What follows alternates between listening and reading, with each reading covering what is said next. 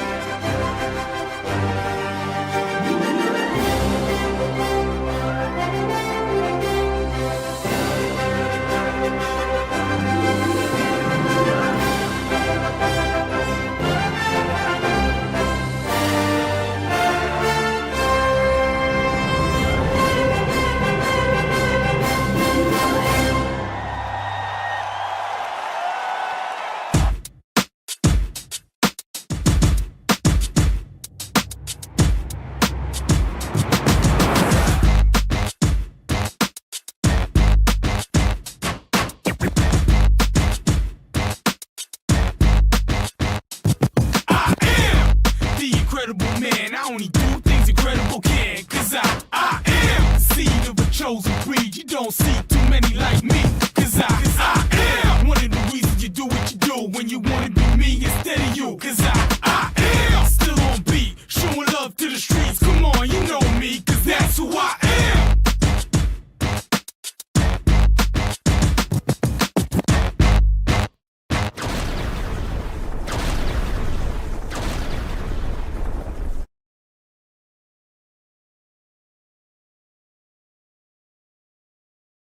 Sports Talk with Kevin, Zach, Tom, Terry, and Chip. Zach's not here today. I'm trying to remember. I know. I remember his name now. I just can't. I just gotta make it where the he gets Zach gets top billing regardless of whether he's president or not currently. Is that the case? Yeah. Here's your name. So there you go. Yeah. Zach is not employed here. Yeah. Filling in for Zach. Zach is not employed here. Zach got a lot uglier. Well, good morning. I think I'm on. Good You're morning. there. Good morning, everybody. Happy Saturday. Breakfast from McDonald's in Cherryville. We're chowing down right now. You can see us on the big screen. You can watch live every Saturday morning on YouTube. For you folks listening on the radio right now on 92.9 FM or 1590 AM, tune in to YouTube. If you miss a part of the show, you're out on the road, you go, hey, I like the show. I want to listen to it or see the rest of it. You can always go onto our KTC Broadcasting YouTube channel and rewatch the video and see the shenanigans and watch us eat some McDonald's breakfast. I had egg and cheese biscuit this morning, working on my strawberry banana smoothie from McDonald's here in Cherryville. Chip, what you got there this morning? I'm getting ready to chow down on a sausage and egg biscuit. And I got steak, egg, and cheese. I got bacon, egg, and cheese, and a hash brown and a coffee. Gravy biscuit. Attaboy. Hey, so you became a fan of the gravy biscuit, JP? Yes, I did. Excellent. Well done, sir. I put a little hair on your chest, JP. There you go. And on your head. Nah. JP, Yeah, did you eat that tartar sauce? Well, yes, I did. I figured you did. Yeah. JP, I was getting ready to throw my tartar sauce from Creekside away the other day. JP's like, don't let that go to waste. Speaking of that, Terry, where were you? We got to work next Saturday. You don't show up for the meet. Well, I guess you're just going to depend on me to tell you what to do, right? Well, yeah. Because you'll be unprepared. As you usually are. Hey, Terry, don't worry. I missed it, too. I wasn't there That's either. what I'm saying. School says we were out, Tom, so I figured that was everybody. Oh, is that what it is? I texted. Oh, it was bad. I texted Kevin Nobody Friday. reminded me. I forgot. I texted Kevin yesterday. I was like, when is our meeting? Tom, again? He's like, when yesterday. I text or tell someone something and they say okay, I assume I don't have to send you a reminder day of. I heard there's quite a few people who didn't come over. That's what I hear. Oh, you and Chip was best. I know better than that. We just You know knew what I it mean? was raining and y'all were just too scared to get your hair wet, Terry. Yeah. Well, I had to go across a couple of bridges and I turn around, don't drown. They always tell me. Yeah. We were debating actually, Terry, whether or not that your new tires would be okay driving through the rain and making it to the clock. So that we actually had that discussion in the restaurant whether Terry was going to show up. I do appreciate you talking about me. That's the main thing right We there. did. See, that's a good thing. We did say, it's like, Tom, do you want to work with Terry twice? I'm like, I don't know now. He's unprepared. He's unprepared. It's like, this is your opportunity. Without him out, we can bail on him. He's unprepared. I guess I'll just have to do everything like I do every Saturday morning. But okay, here we go. Terry, why don't you show what little gem I found you there in another flea market gem right there. What you got there? It's a little McFarland Roy Williams. Roy Williams. Look at that. For you folks listening, that's not Carolina Roy Yeah, Williams. we didn't give some context. That's Dallas. That's And Kevin got Daryl There it Johnson. is. The Moose is The Moose is They don't loose. They don't even know. You know, Daryl Johnson was saying, like, I shouldn't be I in. want to say something though, Tom. What's that? You got him, Daryl Johnson. I'm Golly. more of a Cowboy fan than he is. He signs my checks. No, he does not. I collect these. I turn in his hours. He is genetically No. tied to the person who signs The greatest his checks. woman in here signs our check. Yes. That's right. Here, here. It just says Teresa Hastings. It's Kevin with a little stamp. Squiggly, yeah, We know it's Kevin. I've been with a knowing little that for a long time who signs my check. Oh yeah.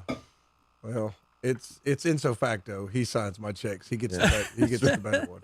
Andre got a small I brought his Buccaneers helmet finally, that little tiny one. Mm-hmm. I just know that he's going to come in here and say, "Is this all I get?" Why don't you bring him at least a mini helmet, Tom? I did bring him a mini. I'm helmet. talking about a mini. I can't miniature find helmet. them anymore. They've like disappeared. Since Tom Brady took them to Super Bowl, I they're guess. gone. They got all kind of fans. Helmets in general. Remember the East Lincoln helmet I brought you? Oh, yeah. I used to be able to find those. I can't find them anymore. I don't know what's happened. There's a helmet shortage. Yeah. I'll keep looking. Yeah. Well, Chip, you'll be over at the American Legion World Series this week. Yes, sir. Doing the announcing. So if anybody, I told everyone that you're the you'll be doing the PA because everybody was worried about pronunciations. I said, well, the best thing to do is listen to what Chip says over the intercom and then go from there. So, Chip, we're putting all the way to the world on you being able to figure out these pronunciations for some of the folks, and especially our guys. You know, a few of them at times, Tom, have trouble with their pronunciations. You heard it here first, folks. If KTC Broadcasting's pronunciation's a little off, it's my fault. It's Chip blame me. Send your complaints. Chip, don't worry. There's a lot of times I have to come in there and ask them because Tom don't know. And Just we go, come yeah. back and I'm right. Yeah, D. Leon. Let's go ahead. D. Leon. All right. Here's my one question: do we know is Hawaii qualified? Do we know? We're about to go over that in just a moment. Okay. And so that could solve a lot of problems. No, Jeff and Brent have been keeping me updated. I didn't know. You know, there's an app. There's an American Legion World Series app. I did not. So you can keep up with all the regionals. I got to download it. I only know that because I ran into Ron at the mall, and he was with a friend and his wife, and they showed me. It's like, well, how do you guys know who's winning the regional and all this? Oh, I got it on my phone. So there's an American Legion World Series app that tells you like all the regional results. That's pretty cool. Mm-hmm. Well, I'm gonna go through it every day real quick, and then we'll go through the teams that may or may not be in it yet. I don't think Tom or any of them qualified yet. Some of them are playing this I know weekend. that South Carolina was eliminated. Wayne County won, lost, and won. Virginia was still in it. And I was like, it's always better when a border state is involved. Yes.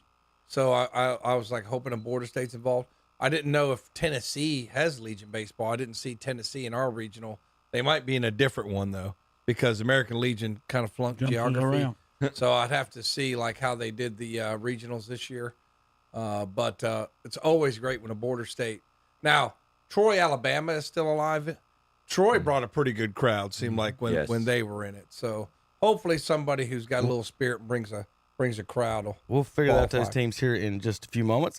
Thursday, August 15th. All the games, of course, folks, are here on 92.9 and 101.5 FM and KTCBroadcasting.com. If you know somebody from outside the area, or someone around the area that don't have a radio, just tell them they can go listen on the website, KTCBroadcasting.com. We'll have coverage of all the games. If you tune in to coverage of when the games are supposed to be, and you hear music, there may be a rain delay. Just FYI on that one. So just stay tuned. We'll give you updates on the radio as far as the rain delays go and when we'll be back on the air. Game 1, 10 a.m. Game 2, 1 o'clock. Game 3 is 4. Then they'll have a parade of champions, all 8 teams. We'll parade on the Veterans Field. Some T-28 Warbirds will execute the flyover. Having a peanut butter drive there. And Game 4 will begin at 7:30 Thursday night. Game 5 and Game 6 will be Thursday night. It's a salute to Academic Achievement Day. Friday night. What did I say? Yeah, Thursday. Okay, this is Friday, August 16th. Salute to Academic Achievement Day, sponsored by Gardner Webb. The Warbirds will make another flyby, and the games will be at 4 and 7 o'clock.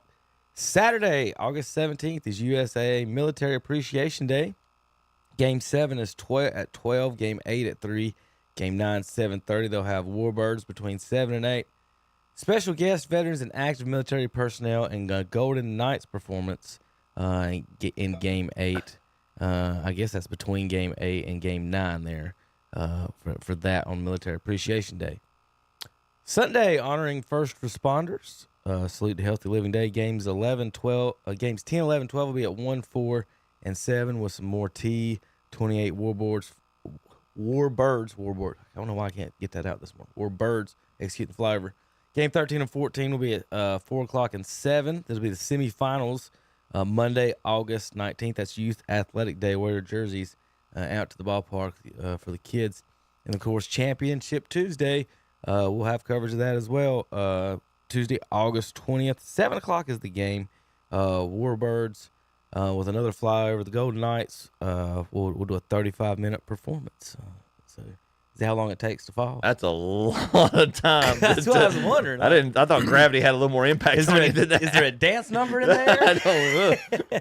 Tom, do you know anything about the Golden Knights 35-minute performance? I do not. It sounds fun. That's not the hockey team, is I'm it? kind of hoping that they do like maybe some, once they get on the ground, maybe they do some war games or something.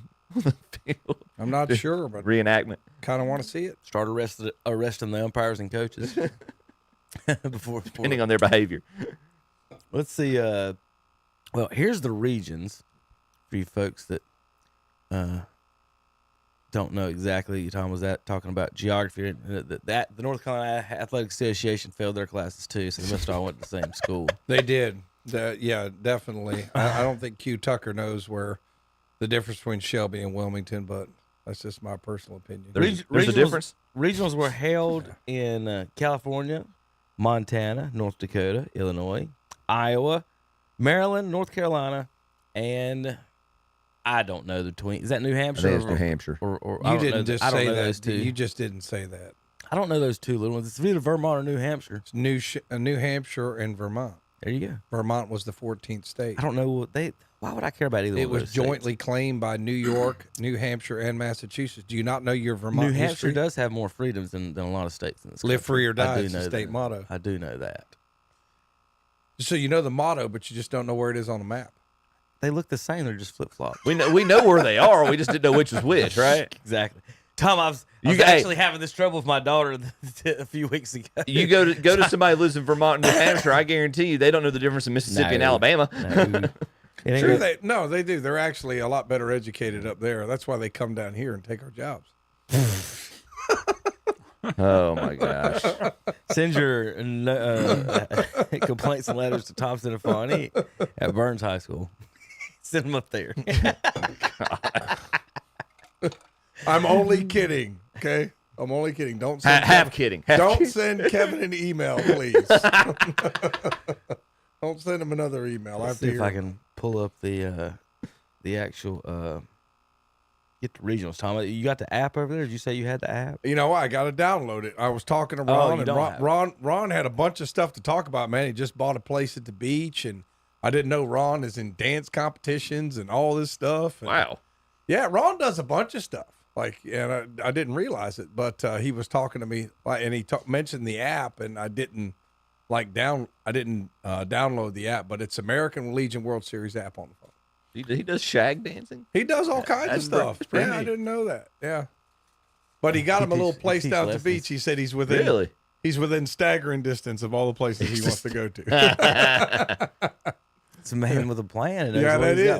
Honors. All right, Jimmy so Buffett. I found the regional information. We are looking right now at the Northeast Regional.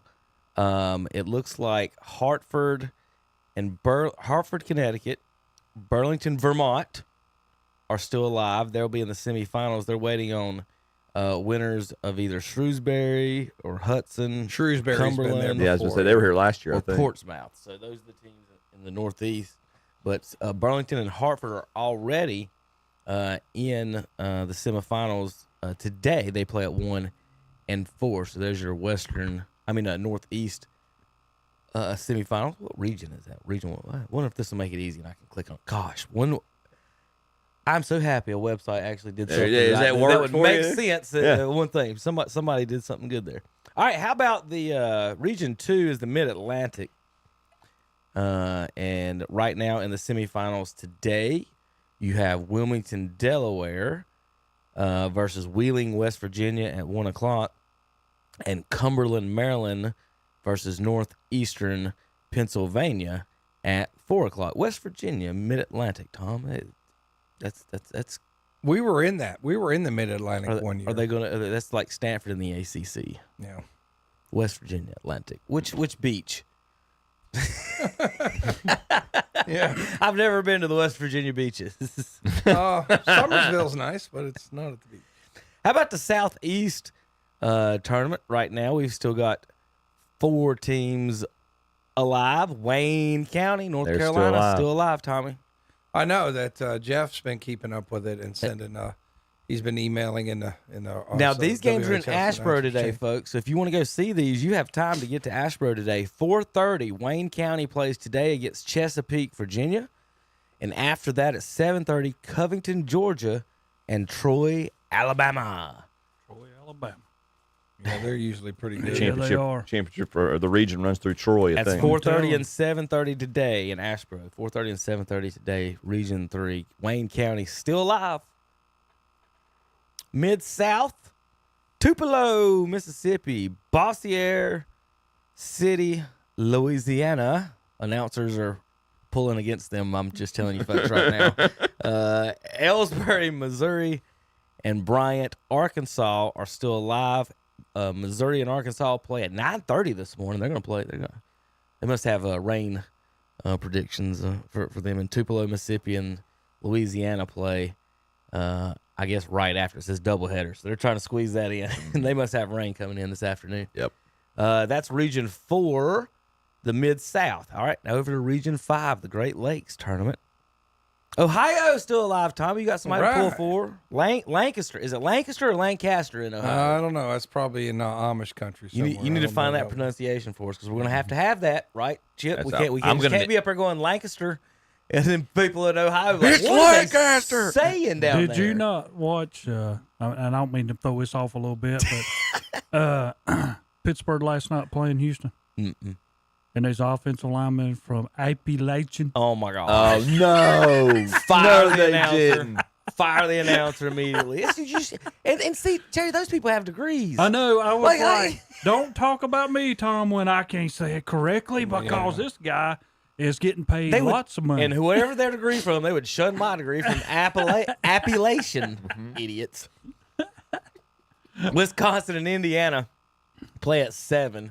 Ohio and Michigan, Tom. Ohio, Michigan today. All right. 4 o'clock. Get your shirts on. Yeah. Well, Midland, Michigan's been here. I hear Coach Harbaugh is going to be the honorary coach of that game. Yes. Well, even though Harbaugh's like been banned from the NCAA. All right, Tom, we'll get to it in a minute. Okay. My only joke was about to say Connor Stalions was at the previous game. That's all I'm saying is how Michigan made it. And Harbaugh's going to be honored. Harbaugh's going to be honored in game 1. Central Plains Tournament in Fargo, West Fargo, not regular Fargo. West Fargo. There's a West and North regular Dakota. Fargo. Dang, right there's West Side. Cedar Rapids, Iowa. Fargo, North Dakota. Papillon, South, Nebraska. And Farmington, Minnesota. We've had a few of those Farmington's been here teams recently. Nebraska and Minnesota play at 11. And Cedar Rapids. North Dakota and Iowa will be at 3:30 today in the Central Plains Regional Tournament in Fargo. How do you say it with the accent, Tom? Can you do the Fargo accent? I don't think I can do Fargo. it. Is it with the F-A-H? Oh, Fargo. Fargo. Oh, Boy, it's Fargo, eh? Far. Oh, Oh, it's a little Canadianish. All right, they're behind according to this bracket in the Northwest Tournament, Billings, Montana. Somebody's not updated. If you were in Montana, would you be playing baseball? Oh, they didn't update the bracket. They do have the bottom part updated. So Montana and Arkansas play at noon today. Look at that. Game 12. Look at that. What? Billings versus Anchorage, Alaska. Anchorage, Alaska. That's who we're gonna have to pull for. Yeah. That's our dark horse. Alaska and Billings. Either one. Billings isn't. None of those are short flights. Yep. Eugene, Oregon. Golly, you can Collins, Colorado is the closest flight probably. Yeah. For all of them. Eugene, University of Oregon, right there. Where is Fort Collins, Tom? Is that near Denver? Do you know? You know, I don't know. I want to say it's northeast. I've heard of it. And why do we have a fort in Colorado? Hey, man, when we were pursuing Manifest Destiny, man. Yeah, I guess. Well, which war did we need? Tom, let me ask Fort you in Colorado. That was the one. That was the one that Kevin Costner was holding down the fort with and dancing with the wolves. Yeah, does Anchorage, Alaska, have part of that where half of it's in the dark for 24 hours? It's a little because I know Anchorage is no, that's Juneau. It's in the Panhandle. You hear Anchorage is farther north. That's what I was half saying. the city's in the right. dark. Yeah, Anchorage is farther north. Juneau's one in the Panhandle. Yeah. That's a little bit further. Terry, ask that question again. I want to make sure I can answer if I have the ability. I want to see. What did you just ask? I just asked Tom. I mean, I don't know. I know some No, I said, places what you did you go ask? up that way. You know, you get into places who are like 22 or 23 or 24 hours in the dark.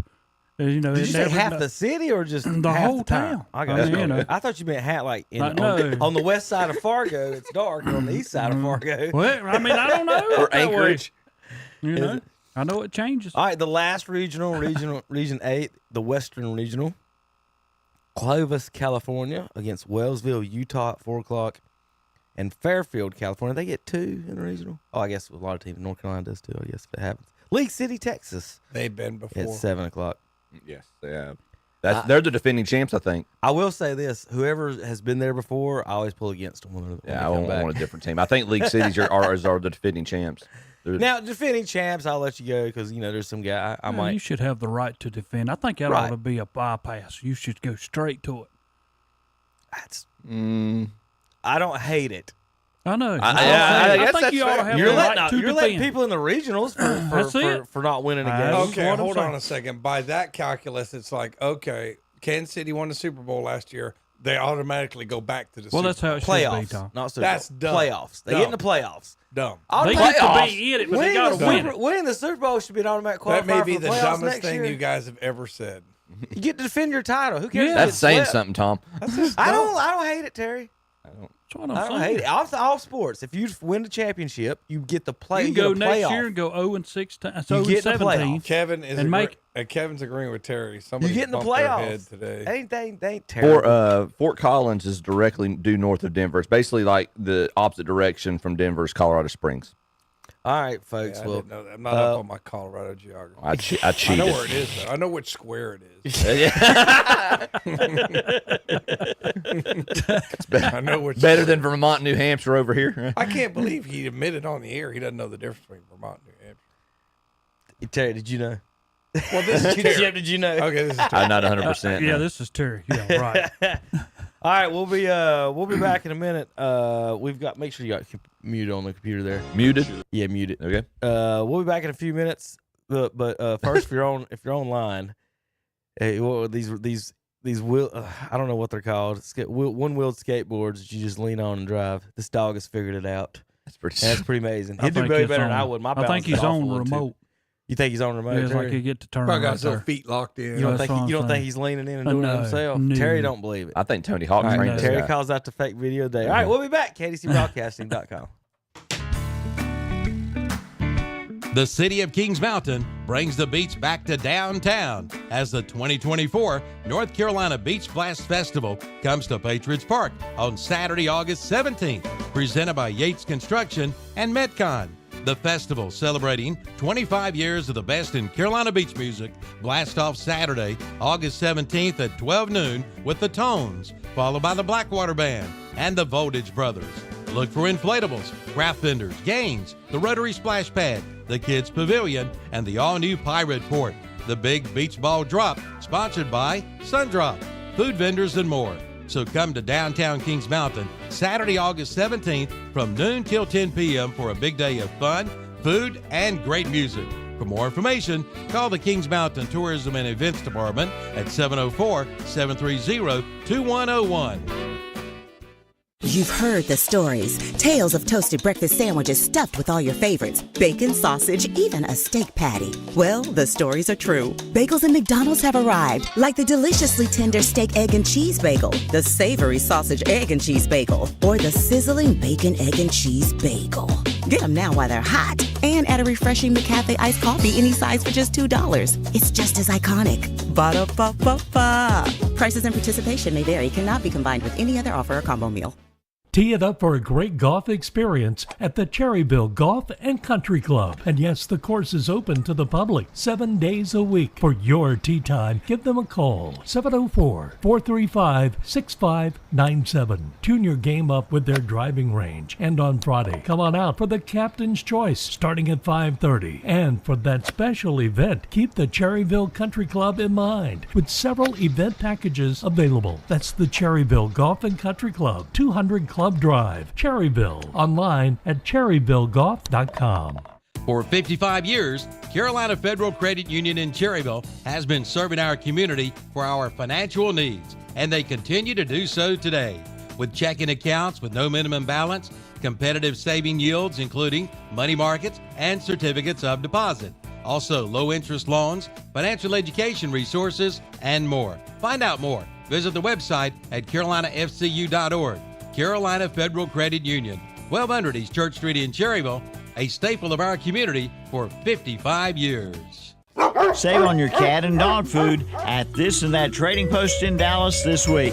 A case of Purina One dog food is $14. Fresh Step Crystal Cat Litter, 7-pound bag for $14. Other great buys include this week BDL wire speakers for $16.25. Rubber band kits are $12. Blue Ridge 20-volt cordless jigsaws are $39.50.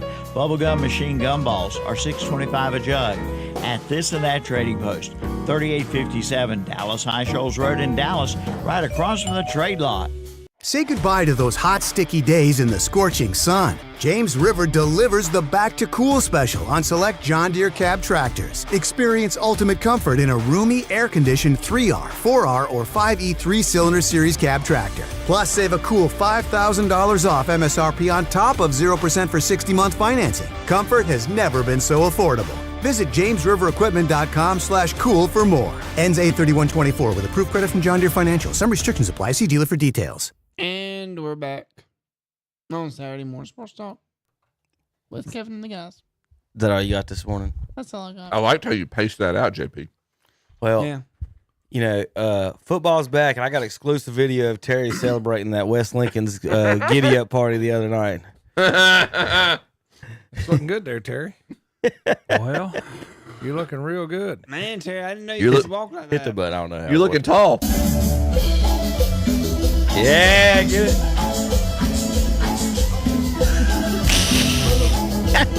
For you folks on the radio, there's an Ezekiel Elliott fan in tight white jeans, platform heels, like 8-inch platform heels. There comes Tom trying to and I just don't know what's going on here. But I want to tell you something. Now, I will give them a lot of credit.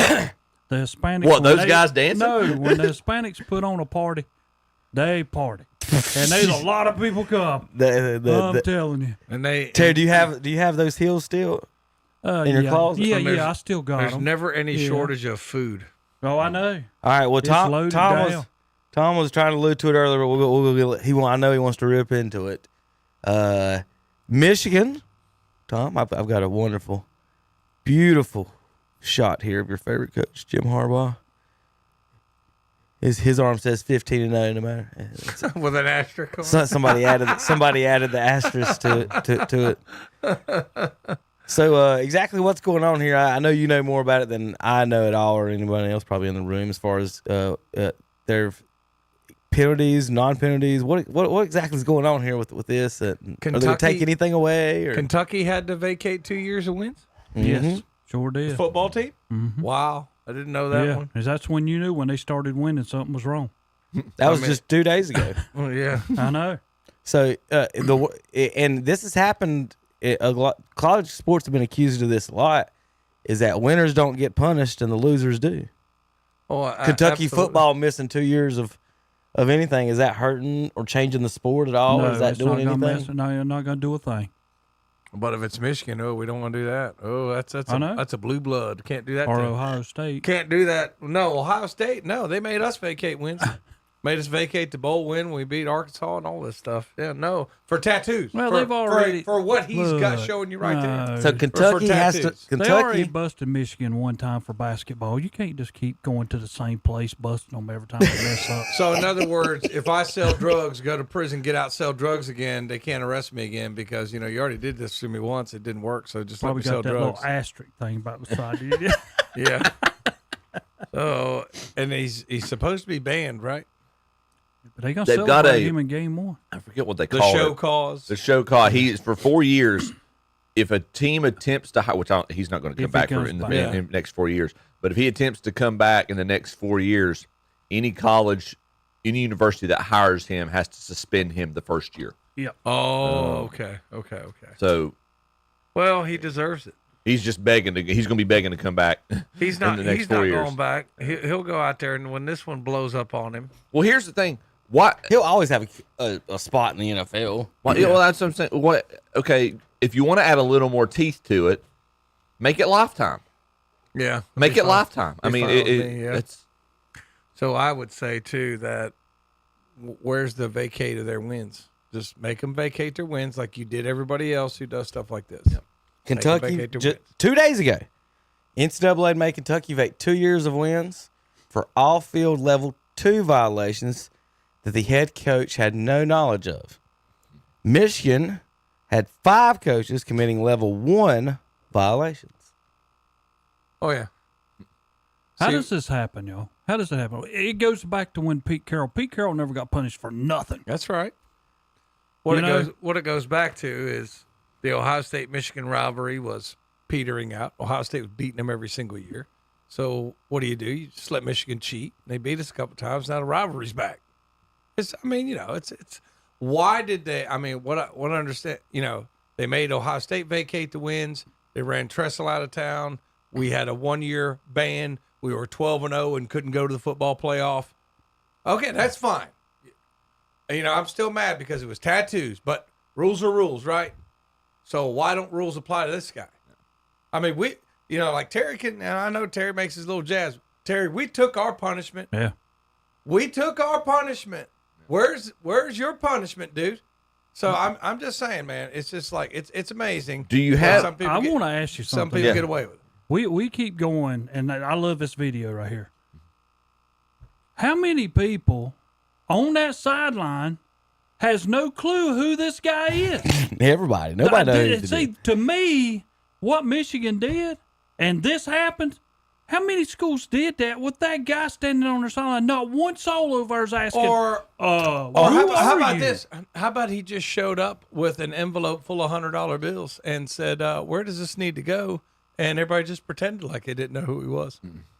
No, that would never happen. Unreal. Jim Harbaugh that right there is wouldn't what do gets that. So he wouldn't folks do on the that. radio, Connor Stans is the spy with for, the Google for Michigan with the Google recording glasses online. Yeah, he's got his glasses on here, and so the NCAA is confirming that he was caught on this sideline in this picture, but also affirming that he's on multiple sidelines and they have multiple evidence of him being on multiple sidelines. So this isn't a one-time he's at Central Michigan thing, but this is a hilarious picture to me. It just really is in the whole situation. And I'm like, how did you get in there? It's like, hey, you're gonna wear a disguise.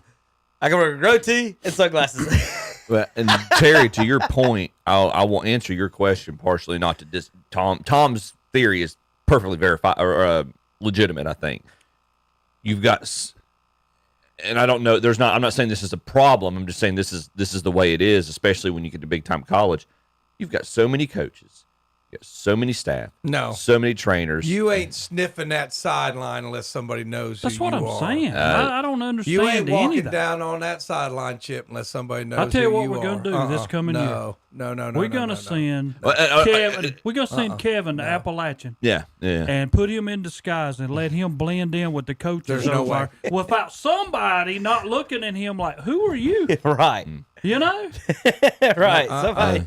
Somebody on the sideline that don't, because there's always someone on the sideline that don't do anything. Yeah. And they're just there, but they Who's know this everybody. guy? He's They're got a gonna paper in his hand. They're Who going is to it? know everybody on that sideline. You're going to have either press credentials or something. You are not going to let a guy just come sit on your sideline, because if you did, there would be a frat guy on the sideline every week at every single game. Tom, every time I think about this, then I go back and I'm like, our Secret Service let a guy on top of a building 100 yards away. That's what I'm saying. I mean, okay, you're thinking about it. Can happen. You're thinking about a frat guy. Yeah, like Terry.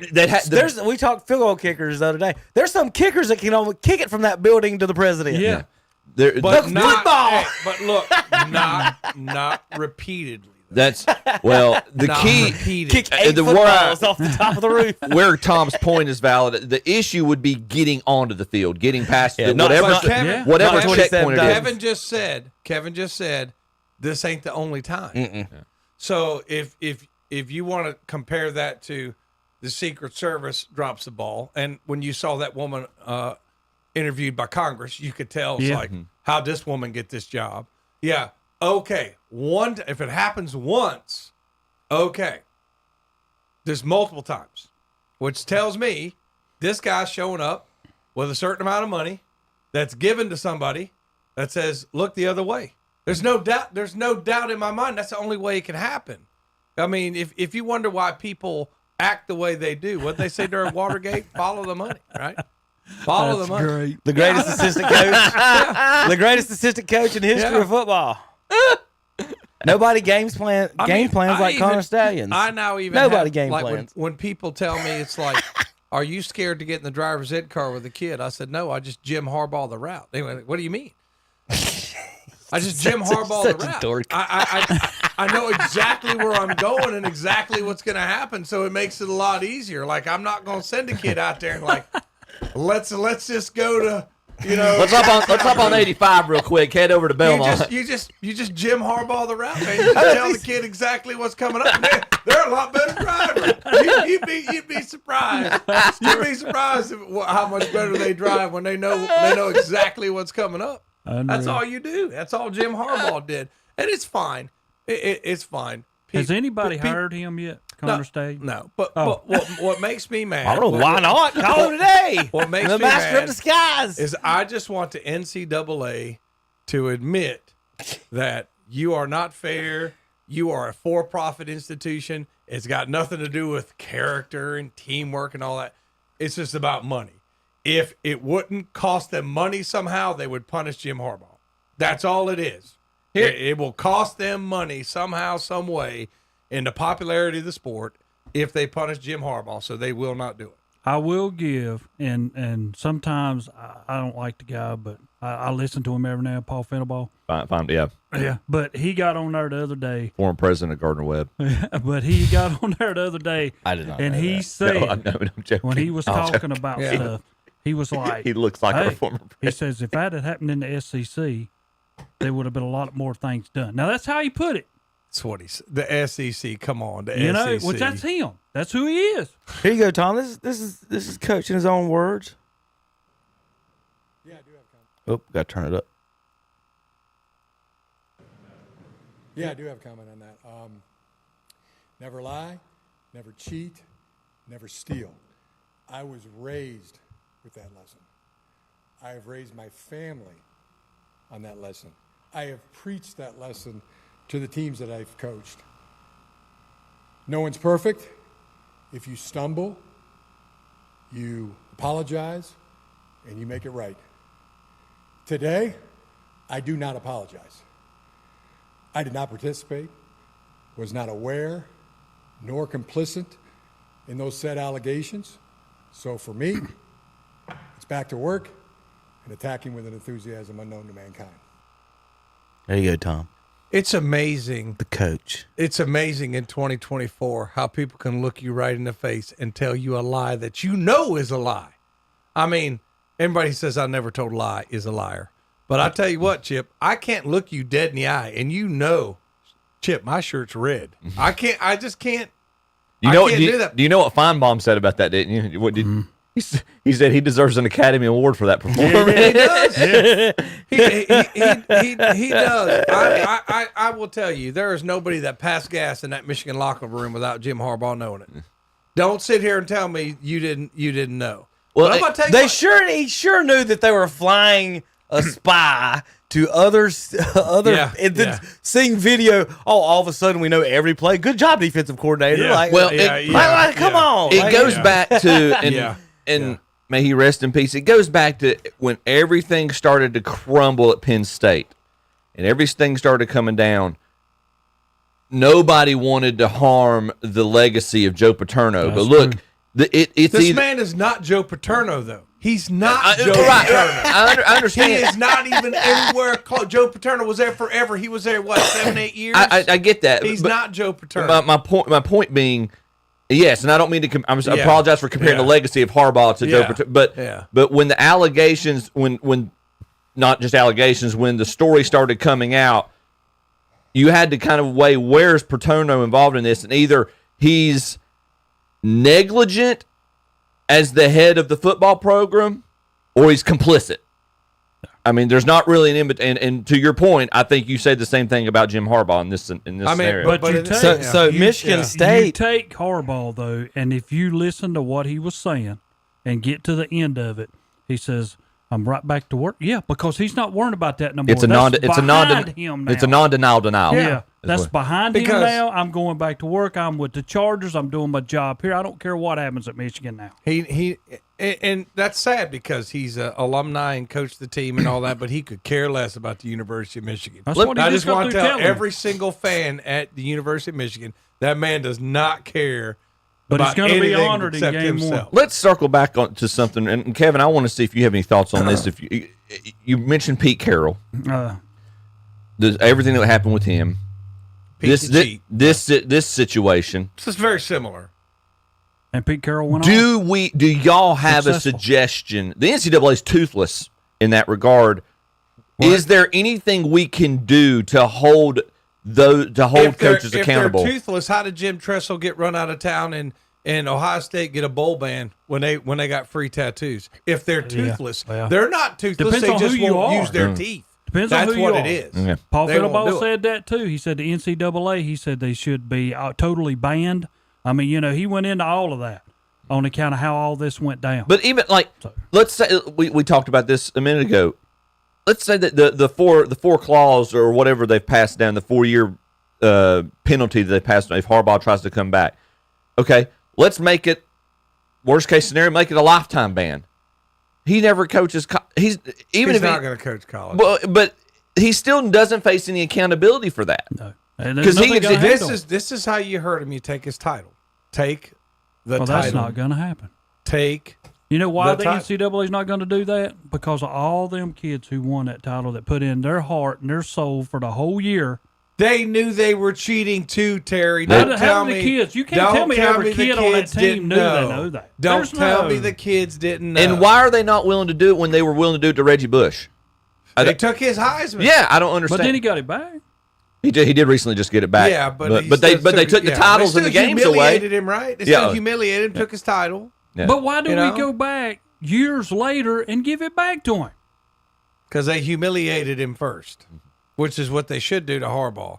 At least take the title from him, let him die, and then give the title back. I mean, if you're going to do all that, go back to Michigan and Wow. reinstate all the Wow. wins they had.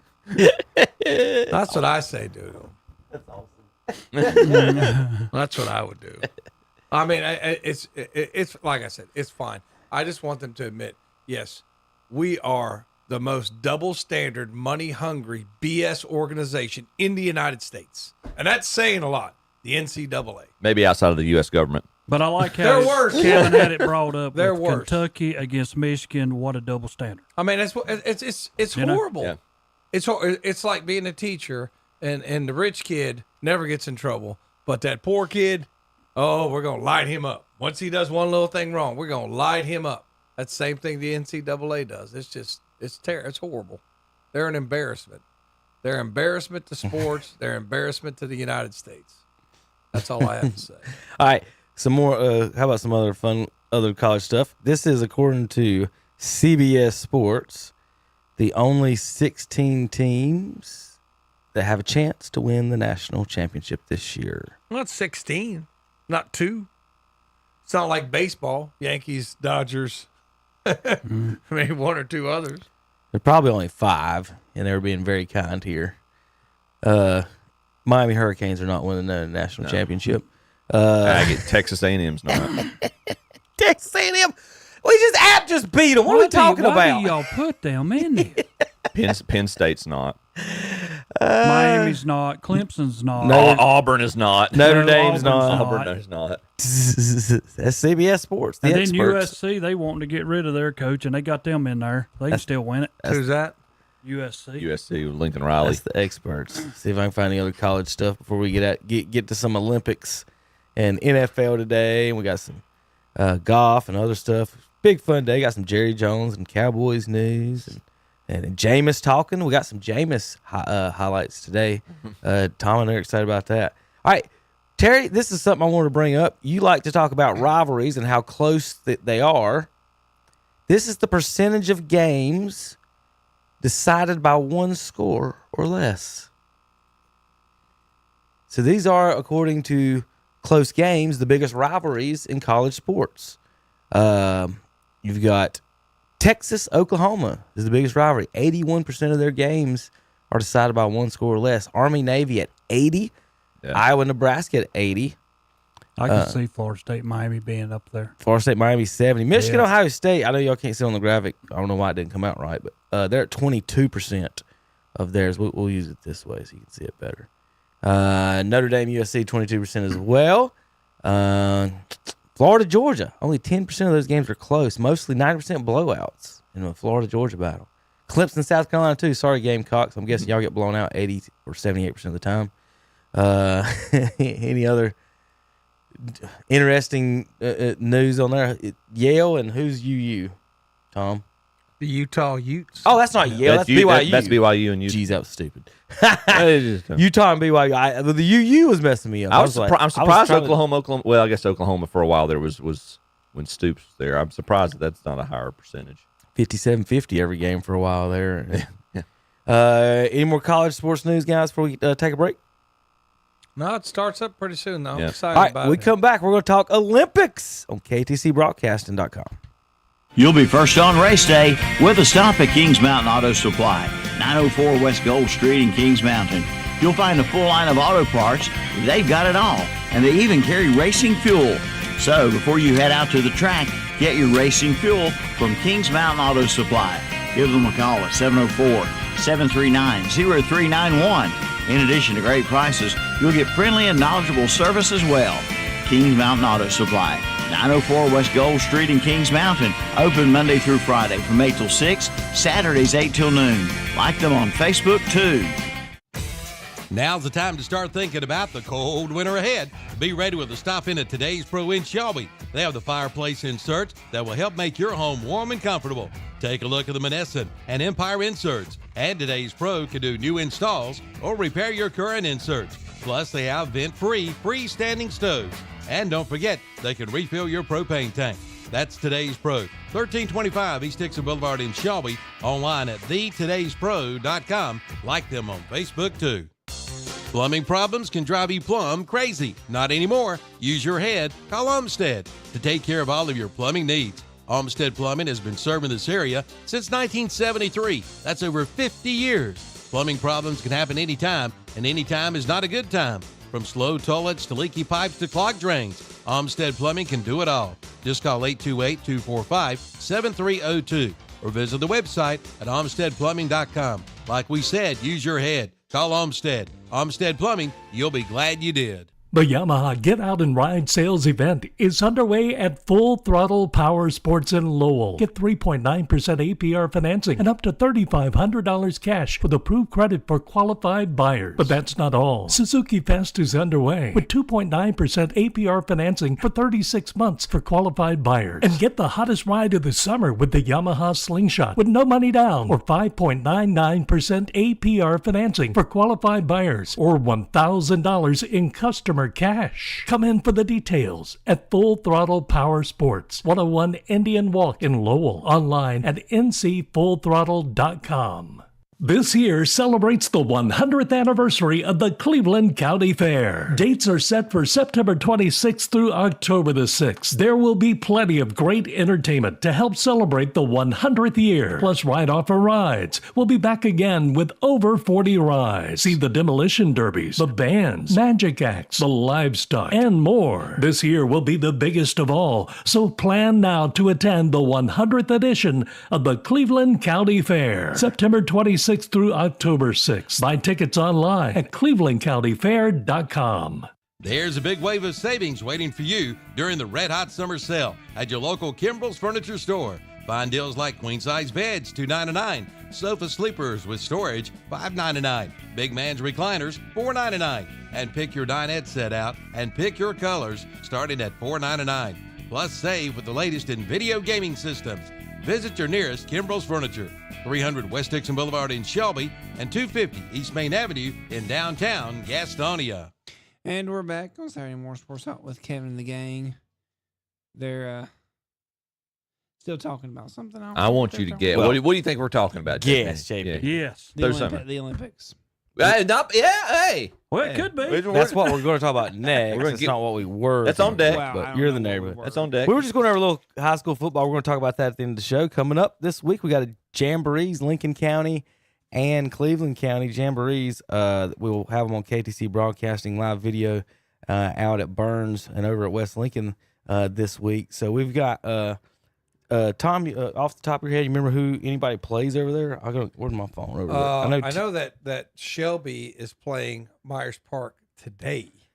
Yeah. Trying to think. I think Shelby is playing West Charlotte in the Jamboree. I think we are playing Corvian Community because somebody dropped out of our Jamboree. Shelby at 6 against West Charlotte, Kings Mountain at 7, South Meck, Crest at 8 o'clock against Monroe, and Burns against Corvion Community at 9. Now here's the thing. Burns is hosting, and West Lincoln's hosting. Y'all got to play Corvion. Y'all got to play Jefferson. Y'all should be playing each other, and those two teams should be playing each other. But you guys are both hosting, so somebody's got to go on the road for that last game. We can't get Burns to even think about us. You realize the amount of hot dogs and liver mush sandwiches we would sell if Burns and played bologna burgers. Terry. I can't think of a better matchup. It would be a great. It would be a great game, and the communities would get into it, and you'd pack the house. That needs to happen. West Lincoln Burns to open the season. We're opening the season. No disrespect with Forest View. Y'all have no connections to Forest View. I'm just saying that it's an hour away in Gastonia, and they're not even good. We've had teachers go to West Lincoln. West Lincoln's come to Burns. We've had kids at both schools. I mean, it's just like they're close by, man. They're neighbors, really. I mean, I just don't understand why that can't happen. Somebody get on the phone and make that happen next year. Now, looking at the Jamboree. Should that be the standing opening game, you think? It would be great. I think both schools would want you know, that game. really, though, and I think of it in the long haul. If that would happen on game 1, how many people you going to have hurt and won't be able to play game 2? Oh, my God. Well, I know. I'm not saying that's a bad thing. It's going to be so much fun. Everybody's going to be hurt. Terry, I know how West Lincoln plays. Terry, I'm going to read something to you. Hold on. No, Terry. Here's Terry. We're not Shelby. You just said there, like you've talked for years that they're scared to play you, and now we say, let's play week 1. Oh, we're going to be hurt. I never said we're going to be hurt. I'm just saying how many people here's how would Burns be starts hurt out. after they Forest play. View, Crest, Kings Mountain, Alexander Central. Here's how Crest starts out. Burns, Shelby, Charlotte Catholic. Here's how Shelby starts out. Kings Mountain, AC Reynolds, Crest, and Olympic. I'm not worried about all them other people, Kevin. I'm worried about West Lincoln. You go play who y'all want to play. He'll slither out of anything, won't he? He sits there and talks about He'll bloviate. Then now smash mouth, all this. He's out of there. And now we're going Well, I don't see we need no 4 tough games like that in a row. 4 tough. Do I have to pull up y'all's schedule with Fred T. Ford and Cherville on your schedule, sir? Oh, yeah, I mean, hold on. I'm just like. Well, it used to be a rivalry. And I mean, don't get me wrong, it still is. Which as one? far There's as another fans. East Burke. But now West Lincoln's. I'm gonna tell you something about West Lincoln, and anybody could tell you this, and Tom can. Anybody ever watch? West Lincoln supports their team whether they win or lose. Or I've they get never hurt. in my Or they life. get hurt. Or what? Or whether they get hurt. But I'm just saying. They do. I've never in my life seen a group of people, a community that comes together for their football team. There you go. Thomas Jefferson, North Lincoln, Cherryville, Fred T. Ford, Bandies, Maiden, Bunker Hill. Could be a tough schedule. Well, yeah. Depends who's Bunker got Hill's a what. pretty good football team. Yeah. All right. We'll touch a little bit based on that real quick, guys. We'll go over some of the schedules and the broadcast here at the end of the show. All right. Olympics time. Here we go. All right. What's your favorite Olympic sport to watch so far that's not a non-major, not non-basketball? My wife has rubbed off on me. I like watching swimming. I do enjoy watching swimming. And Katie Ledecky is my favorite Olympic athlete. I don't like the swimming stuff. Was not a big fan? Here's why. Feed me. They give the Olympic basketball team Michael Jordan all his accomplishments. He can be the best free throw shooter, the best dribbler, the best dunker, the best everything. He gets 1 medal. Why do you get to swim 17 different ways against 27 different people? Oh, now I'm the all-time greatest athlete because I got 70-mile medals, and Michael Jordan's sitting over there with one. This guy, what? We didn't have a free throw competition. Why do some sports get like multiple medals That is a good question. or chances to win medals and then other sports you only get one? My retort to that would be that their award, the their award and reward is quite a bit more substantial in terms of material wealth than those other athletes. Yeah, but their gold is still the same size. No, but what I'm saying is that I've got to sit here and listen to some jackwagon announcer who's never played a sport in their life say, "Well, Katie Ledecky's a better athlete than Michael Jordan." Kiss my rear end is what I'm saying. I'm not watching this mess when y'all do that stuff. I don't like the cross sports comparison. She didn't drown. Congratulations. She didn't drown faster than some other people. Thank you. She has no other skills than not drowning. That's it. I'll go a little bit far beyond that, but the divers can fall pretty. I don't think I would frame my argument that way. But What? Well, you run. I used to. That's what I'm saying. But I'm just saying, as far as would it be for you to, let's just say you were over there. Yeah. And you have multiple chances. You can run into 800, 1600, whatever they're getting ready to run, and you could win multiple. Is your stuff better than what a Michael Jordan could do, and he only gets a chance at one? No. You know? I guess. And if we have Olympic air pistol, why can't we have Olympic free throw shooting? Or an Olympic dunk contest, Olympic 3-point contest. Oh, and why are our guys why are our main guys not doing 3-on-3 basketball? They do have 3-on-3 basketball. They have a chance to get another medal. Correct. So that's what that's one thing I was about to say is why. Let's start there. We have a 5-on-5. The 3-on-3 has to come from those guys. Yeah. Yes, I agree. And then we have a 1-on-1 tournament too that comes from those guys as well. And then we'll start giving out medals. Then we'll have an international dunk contest. Yes. And all that. But I don't know. I'm just saying. I like that. It's just weird to me that there's so many different ways a single person can win. Break dancing competition. Right. I have an issue with that one. I have an issue. Olympic surfing. What if one guy gets a better wave than another one? You know what I mean? It's just like I don't. But they're halfway around the world. They're not even in Paris. Kevin, though, when you have judges who are sitting over there determining how I am, I don't know whether you like Poland. Maybe you don't. So I'm not giving them a high score because I want this team over here. I don't like East that. German judge. Huh? Yeah, I do not like that.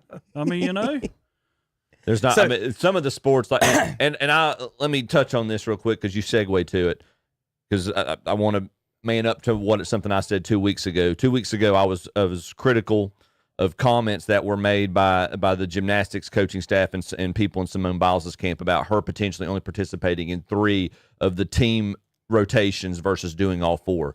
To give her credit, and we don't even know if that was part of her mentality. This was a conversation between somebody in her camp and the United States Olympic gymnastics coaching staff. She stepped up, she participated in all 4, and she led that team to a gold medal. So I just want to give kudos to that. She heard what you said last week. Yeah, I'm sure she really. That, but I also she cared about what I have to say.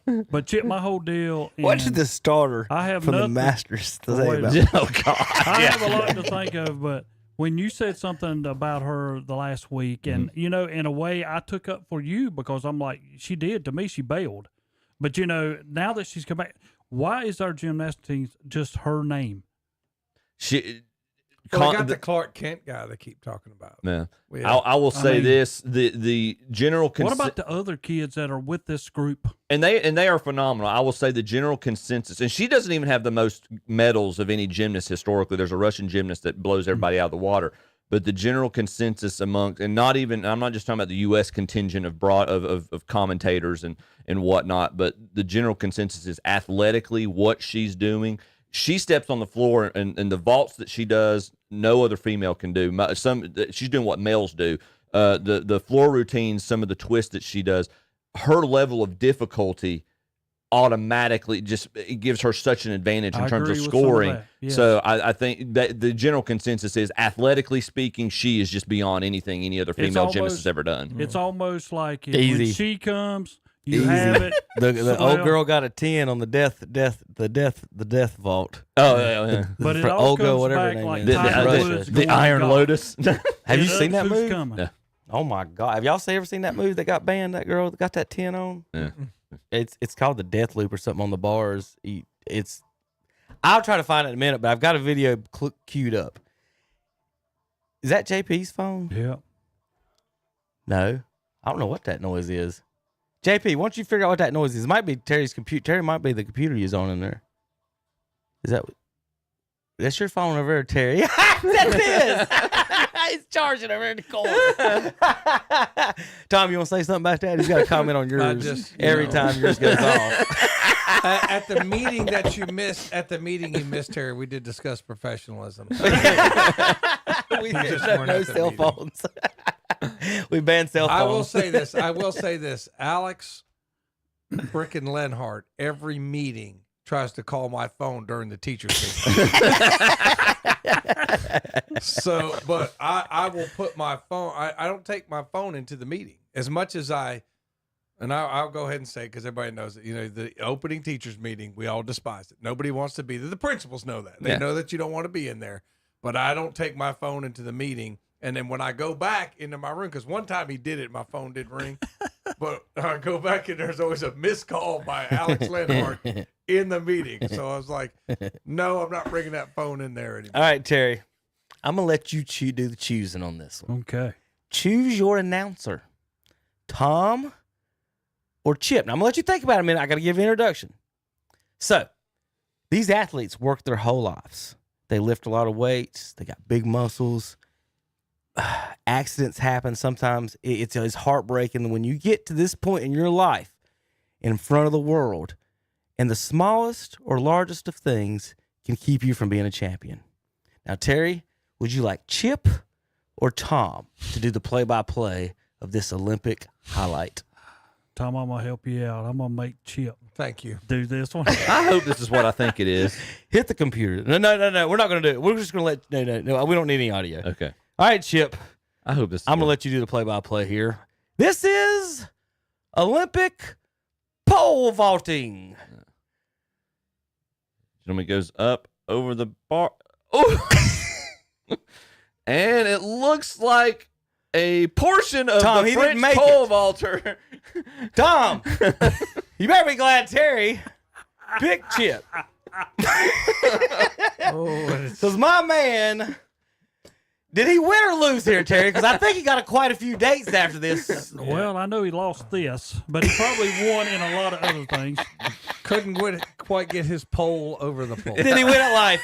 Did he win at life? I don't know what he was thinking when he was jumping, but yeah. Okay, can we turn it off? Okay, I envy this guy. Can we turn it off? It's a good problem to have. Here you go. It's a good problem to have. All right, Chip. Okay. Gosh. Do you want to describe which part didn't make it quite over the bar? If this had been female pole vaulting, there would have been no issue. She would have maybe cleared. Should have maybe cleared. All right. Well, good job. Unless she had elevated testosterone levels, I don't know. If this was the boxing match, we don't know if she would have cleared or not. Right. Yeah, I'm just being quiet on that now because more and more evidence is coming to show that somebody's hiding something with those boxers. XY chromosomes, Tom. But I'm not even saying anything else. I told you last week. XY chromosomes. I'm not even saying anything else because all these people who are passionately defending are we all know the IOC, but the international box like, no, we know the truth. You can put all the fake pictures, whatever you want out there. You want to do. Oh, this. It's kind of funny how people just be like, oh, this is a picture of her when she was a kid. How do you know that's a picture of her? Because you saw it on the internet. You know it's a picture of her now. But even though they failed testosterone tests and they have failed chromosomal tests, this random picture of some little child, you just automatically say, oh, this has to be There's true. no arguing with chromosome tests. I mean, it's XY or XX. That's as simple as that. I mean, Terry, to avoid humiliating, track. you know, Do I? You ever coach track? No. Oh gosh, Kevin, don't. The baton passing This makes me by the Americans angry. I don't think this is the. That's not how you're supposed to do it. I can what tell I was you going to that. ask you. It's supposed to be out in front of him. Yeah. So that's why they got disqualified. That's not even the final. That's the semifinal. That's the semifinal. The final, because it was whatever his name, Kung Fu. What's his name? Who wears the bandana? It was the guy who was receiving the baton in the final yesterday. You can't grab his hand like that, right? Not that I know of. You can to get the baton to him. It just slows you down incredibly. You can stand there and hug each other all you want. You just lose. No, they were disqualified. They weren't. They what happened yesterday was y'all winning. The second leg. This is Fred Curley, the guy on the left. This is the semifinal. This is not the race from yesterday.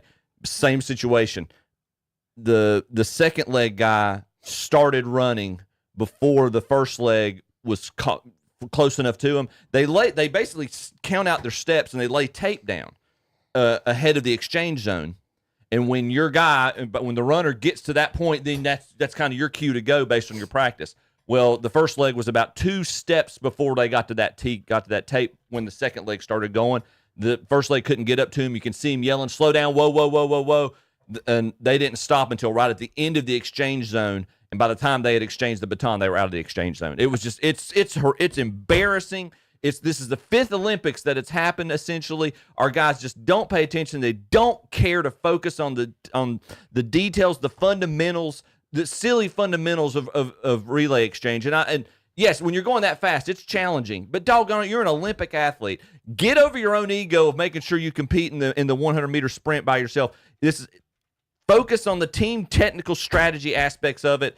Get this down. Carl Lewis went off on them last night. He said we need to blow up the system, and it's just the same. It's the same principle with our men's basketball team. Get guys together that can work together. Yeah. It's embarrassing.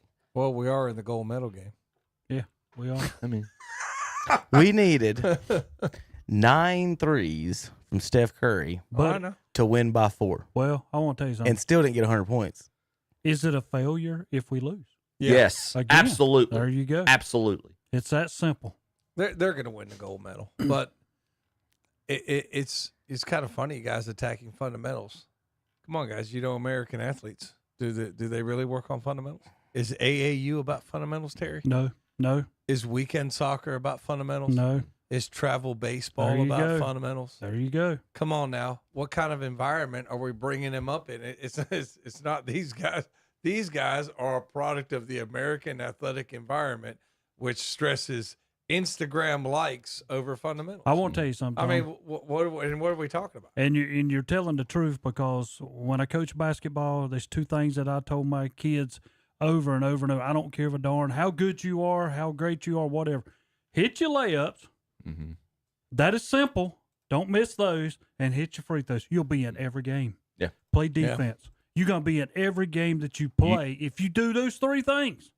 I remember I was doing a travel game one time, and the pitcher threw a wild pitch. There's a guy on third, and he thought the pitch hit the batter. So instead of screaming at the pitcher for throwing a wild pitch with a guy on third, instead of getting on the catcher for maybe stopping a pass ball that he should have got down and block, who's that coach yelling at? Me, for not calling a dead ball to prevent that guy scoring from third. That's the problem we have. Yeah, it is. This is the environment that these athletes are raised in, and that's why they don't have fundamentals. So why, like a Chip, he's banging the table and all that, but I'm like, Chip, you reap what you sow. I'm just gonna tell you, man. Who's that hot chick? You reap what you sow. Oh Lordy. Olympians are hot. They're so hot. Oh my God, Kevin. That's a shame. And I made a mistake, and it's kind of funny because I was like, the person is not like by the book trans. You know what I mean? Like, not somebody who is or whatever. Yeah. The funny thing is the passionate defense of this person. Like, people who never even get on social media and comment are like, I was like, why are we passionately defending this person who's obviously something ain't right? You know what I mean? It's like, I call it like your spidey sense. You look at that person, does your spidey sense not tell you something ain't right? I mean, we all have our principles. We all, have our opinions on social issues, and I'm not going to get into that. But if you look at somebody and say, something, I think something not quite right here, Terry. Show that picture again. I've already got away from it. I'm just telling you. Look at that. I was like, I was trying to find something ain't right. I don't know if you guys saw it. Right. I'll find it at some point once the Olympics are over and they let you allow them to use the videos. Now they block everything, and Olympics are so aggravating. They're worse than WWE, but they block everything. I was going to show you the Olympics highlight of this girl named Annabelle Shunke doing rhythmic gymnastics. Her legs, I swear, Tom, are longer than I am tall. And it was long-legged women. It was the most mesmerizing. My daughter loved it. It was the most mesmerizing, like floor, like routine dance that I've ever seen. Yeah. Like she's not a real person, but she won the gold for it, and she did it to it was a Michael Jackson song. Is one of the reasons. I tried to figure out which one was. It don't really matter, but yeah, she won gold. I mean, I'm talking her legs. She has to be 9 feet tall, is what it looks like. She looks like an alien on it, but I can't find a good. The video's blocked, so I didn't want to show anything else really over if I had to or whatever. But yeah, she was making comments about the boxer too. You did see, going back to basketball, you did see KD's rant. Didn't This you? is her though, by the way. Oh. You wanted me to show a picture of an Olympian athlete. This is the one I'm talking about. Yeah. Tom wanted me to show the other one, Terry. No, for effect. For effect. Whatever. Oh, Lordy. Whatever. Tom, you asked for it. Getting Show back me the other one. Getting back to I was trying to show you the Did you see KD's rant on social media about the people pulling for Croatia because Jokic's on their team? Boy, he just lit into everybody. Because we can all have our criticism of the USA basketball team, but we're not going to pull against the USA basketball team. And there, because he knows there's like Denver Nuggets fans pulling for Serbia, whoever. It's like, are you kidding me? You're gonna pull for another country. It's like people are just. Did you see the girl? It'll probably block too. Keely Hodgkinson from England. Oh, I thought we was going to talk about the woman. There wasn't a woman from the United States that won the powerlifting in women. I have not got. Terry wants to look at the power lifter. I know, right? I'm like, hey, look at this very beautiful Olympian that's a great athlete. Y'all are here. Can we see the power lifter? It looks like And the boxer, and the dude boxer. Keely Hodgkinson. I can't even say it. Why can't I get that right? I'm gonna copy and paste that one. Hodgkinson. Is that right? Isn't there a lymphoma named after that? Yes. All right. So Keely, I was going to show you this video. All right, this is her winning Great Britain. She was a brunette, now she's a blonde. Well, Tom, send your letters, comments. Well, I'm looking the same way. I was like, is that the same girl? She was a brunette in the other picture. You talking about the first picture? Yeah. No, this is a runner. This is a different girl. Okay, all right. The first girl was the gymnastics. Okay, This is Great Britain. All right. Yeah. Okay, Kelly Hodgkinson, 800 meters. Okay? Yeah, I watched it. Yeah. She ran away from the competition. These is the Olympians. You want to see the boxer again, Terry? Or the power lifter. But anyway, she's obviously becoming a big star in Britain for winning the 800 and obviously for her looks. And this is her running away from the other ladies. See ya. Yeah, she just at the end. She just like, see you later. That's like the 800 or the 1500 or something. This is the 800. 800. Yep. Yeah. And so the BBC did a report. They brought this treadmill out. Golly, look at her. She's just running away from and it. allowed fans to run at her pace to see if they could keep up with Keely's pace here. So Hodgkinson with the win there. Sorry, the fans didn't see some of that there. We'll show her around the corner again, but I did want to show you, like, you remember, Terry, we talked a little bit last week about me trying to keep pace with Tabark, and, like, these are world-class runners, and she's got to look at the other one and be like, I'm doing everything I can, and that's what I'm back here, and he's up here, and you're just like, it's incredible. But I want to show you the normal people trying to do her pace. Her pace. All right, so this is her pace. This is in England. Chip. Good grief, Trip. Go on! Oh, you got the little harness on. So today we're going to see how long you can run at the same speed Keely runs for 800 meters. Go on! What speed? All the way. Woo. Go on! Go on! I don't know. Faster. Keep driving, keep driving. Keep going! What if I wanted to try this at Good, Matthew, well We'll call done. the BBC, Tom. Oh! And we're now about halfway through the 800. That's pretty good. That's pretty good. Oh my god. He lasted a minute. All the way. This is mental. That's what his wife said. That's it. There we are, perfect. He got 20 seconds. Come on. Keep going, you've got it. No, you've got it. 8 seconds. Well done, everyone. That's really hard.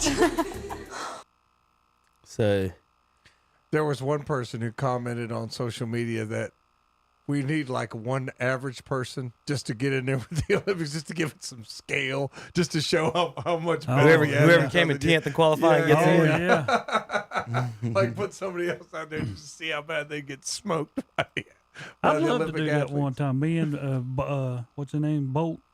You say, oh gosh, you go flying off of it. All I do is look at him and say, "I'm getting ready to get you, buddy."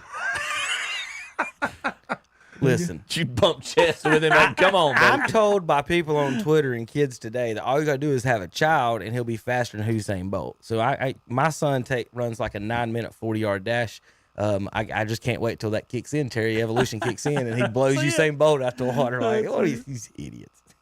But that's a really good picture right there of her crossing. And can the we finish line. please just come to some kind of agreement in all these championship meets? And I think I mentioned this 2 weeks ago, and it still just annoys me.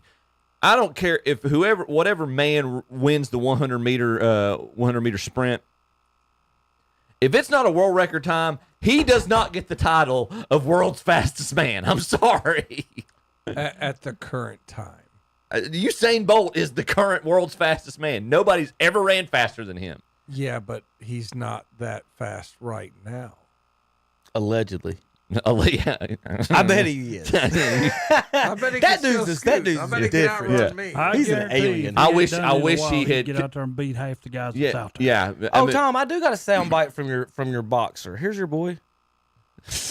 أنا نوجه رسالتي لكامل شعوب العالم. I want you to read the message there, Tom, because it's in non-English. Can you read the bottom? Need a translator.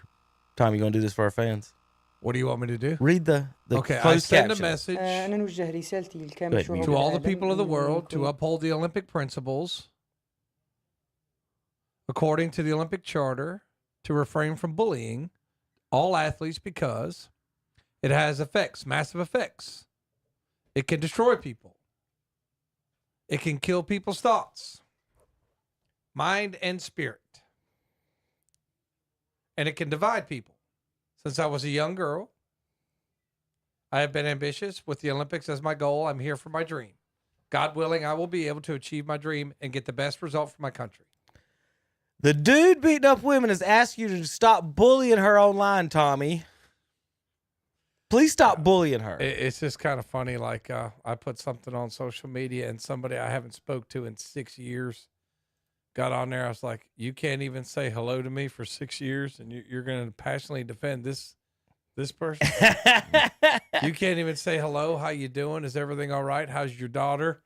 How's your wife? I don't know if there's audio on this. Let's see. It's this, crazy. This People may are be crazy. this may be the greatest Olympic or any video of all time. Have y'all seen the power walking? The race walking? This is power walk. Yeah, the fast, whatever they Speed call walking. it. Yes, Yeah. Whatever stupid sport this is. Yeah, there's no audio. But all right, for the folks on the radio, this girl is winning. She in thinks front. she's won. She thinks she's won. She is celebrating. She is strutting in her power She took walk. a victory lap before it was That's it. over. Now watch this. Watch her face.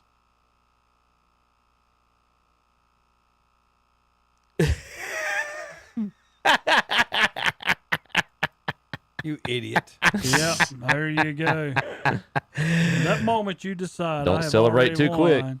Look at her. Yeah, baby, I won. Watch it. Wait, go back to this face. She's got her tongue out. Heck yeah.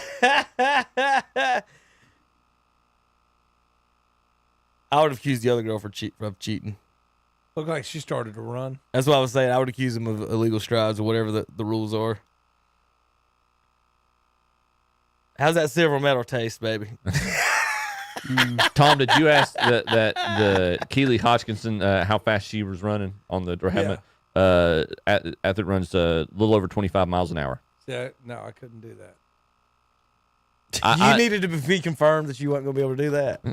When I was running at Gardner Webb, 25 miles an hour. When I was running at Gardner Webb, so that was probably the best shape I was ever in. They had a radar up on one of our streets, so a bunch of us just ran it the fastest I could ever get it up. I think was 14 or 16. That's the fastest I could get. Yeah, I was getting ready to say I could maybe run half of that for a minute, like 12. So the robot's taking over.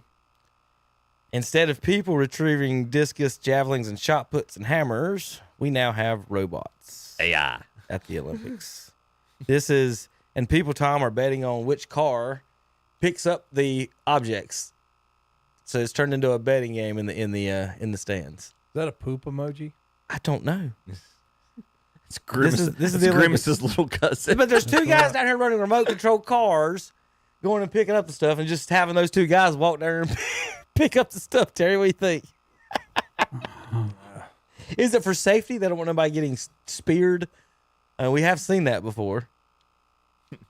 How many more people got sick after swimming in the river over there? That's pretty bad too. Yeah, that's to see. I wouldn't have. Crawl out. I mean, it is France. It's not known for its cleanliness. Cleanliness. No. Snoop Dogg gets $500,000 a day. He's funny, man. Have you been watching? He is. He is funny. $500,000 a day to be on TV. I just think it's funny that, and I think Snoop Dogg's funny or whatever, but it's just like, if you listen to some of his lyrics back in the day, and he's always on there with Reba McEntire and Martha Stewart. Yeah. And it's just kind of funny. I was like, you know what he has said about women in the past, don't you? I mean, it's just nobody cares about Greg Olson. He's got a pretty smile, Tom. Nobody cares. They don't. They don't. All right, here we're going to talk this 100-meter controversy with Lyles winning. Terry, should the first part of your body that crosses the line, or should it be your chest, your nose? In NASCAR, it's whatever part of the car crosses first. And in racing, I didn't know exactly what the rules were. I always knew you leaned in and it was, I thought it was chest, but they've got some type of technology. It's not your nose, it's not your face. It's supposed to be your chest, as opposed to foot, hand, face, whatever. Even because the looking at the took them a while to understand. Well, looking at the finish, you've got like 3 different winners. Yeah. Based on which body part counts. Yep. Also, they're talking about failure in this, and they're talking to your kids and stuff, is how close you are for being the fastest person ever and everybody knowing who you are, or currently, to no one having a clue who you are, and you're this 10 inches, a foot and a half away from. What I loved about it is when they had the NFL guys talking about it, and that one guy said, well, I would dive. I mean, when you get there, just dive forward. I mean, why run through it? Right. So, who's the winner? That's what I'm saying. Look at that foot. Look at that orange foot is way ahead of everybody. Yeah. That's what if that's NASCAR, he's the champ. But we are trained on the torso when you're running, and has there ever a reason, or have you, Chip, do you know or ever heard of why you wouldn't say the furthest out body part and you are saying chest? Because to me, then you're arguing over. There's a lot to argue over with chest and being able to see what's part like Terry. We can't find the top of the strike zone in baseball, and now we're a thousandth of a second. We're arguing whose nipples are furthest away. I think they're trying to be consistent in terms of the body part that's used to measure. I get that. That's what I'm saying. Have you ever heard any reason? Is that the only reason, or other than? I mean, I lost a race in middle school for that because I got out lean. I did this exact thing played out. Yeah. Now, obviously, nobody cared because it was middle school, but it was a cross country meet. I had been leading for the last quarter mile, and dude came up to me and we tried to out sprint each other, and I stepped. My foot beat his, but his chest beat mine. That's just so baseball. It's your foot. full speed, your foot to the back. Like, it's not your chest, it's not anything else. It's or you can dive, you can go fingers first. And technically, it's there's the first thing to the back. There's another. Look at the white. There's a white shoe right there. As I'm saying, there's 3 different winners here. Like, I don't know. Are you counting face? You counting chest? You counting nose? You counting foot? What should it be? And to me, as someone who's not a big into it, first thing across the line should be the winner. I was watching this when this happened, and I'm telling you, the guys announcing didn't know who won. They had to apologize because they called the Jamaican. Yeah, they Jamaican called spinner. He had to say I got it wrong. And Lyles, to Lyles' credit, Lyles thought he had lost. He went up to the Jamaican guy and says, and you can see him. He said in his interview, I went up behind the guy and I said, I'm gonna have to swallow my pride. I think you got me. So neither Lyles or the Jamaican were first and second, and they got first and second. Yeah. Oh, no, the Jamaican was in the yellow. Never mind, he was. Yeah. He's the white shoe. Okay, so orange shoe, we don't even know who he is. He coming third or fourth. And these That's two Fred Curley. That's Fred Curley. How about lanes 7 and 8 are almost identical? That's 2 people beside each other. Stride for stride, step for step, head, every form, every single thing about them is exactly the same. And the old dude in the yellow is like, oh, he looks like he got shot at the end. This is going back to Terry, and Tom asked about this a minute ago, and obviously I understand Tom's point. I don't know if you've seen Bolt's in sprinting shape right now, but you see this race and see how close it is. Now go to the last Olympics that all 3 Olympics that Usain Bolt ran, when he ran the 100-meter, and look at the margin of victory in the 100 meters that he has. People don't. What did we run at 9.4? Something like that, 9.5, something crazy. Yeah. I mean, no, the best one was the picture when he was. There's a picture of him looking back at his competition by about 10 yards and smiling at him, and you're just like, yeah, that's not right. Okay, here's your 200.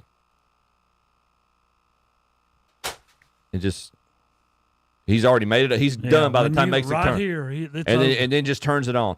I wish he would have ran the 4 as well. He's got the perfect body shape. The side, his stride. Is that like what it was like watching the Secretariat? I mean, look at what he's just doing, and those are the best runners in the world right there, and he's just lapping the field. Not literally, but I want to find a picture of him in the. Yeah, this is a cool picture. This is them from every 10 yards. That's 10 meters. Yeah, that orange shoe is Fred Curley. That's the other United States sprinter. He was a bronze medalist. By his foot, he's the gold medalist. That's crazy. Trying to find a picture of Bolt looking back and smiling at the guys, but probably easier on the Google. But there's one where he's in like a semifinal heat or something, and he and one of the other runners, they're just grinning at each other. Because it's like top 2 qualify, where they're the top 2, and like the last 10 meters, they're just looking at each other, just grinning. How did nobody yeah? That's an alien. Look at that. That's not a real person. Look at the other. They're all at his shoulder. He's like, how did nobody offer him an NFL contract? Yeah, it's a time traveler. I think they talked about it with somebody. I remember Tom. He breaks the space-time continuum. There was some type of talk about it, but he might have been chicken. Like with App, I ain't gonna say his name. We had a Olympian sprinter, muscled out. He looked like he was just a stud. Like somebody drew him. And they put him on the football field. And one of my friends said he got smoked the first day. And he really? was like, that's it. he didn't like that too much. Some people don't like to get hit. No, you got to be able to like. They're called base umpires, right? Yeah, there. here's your. That's right. Here's your margin of victory and look at that. Yeah, I mean look at this sideways one. I've got it.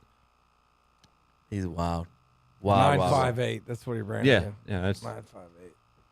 I swear I never thought he was going full speed. Because 10 seconds is kind of like world class. Like if you can run it in 10, that's world class speed. Yeah. Is that the one you want to show? The winner. Yeah, look at it. Yes, I think that's it. Look at that.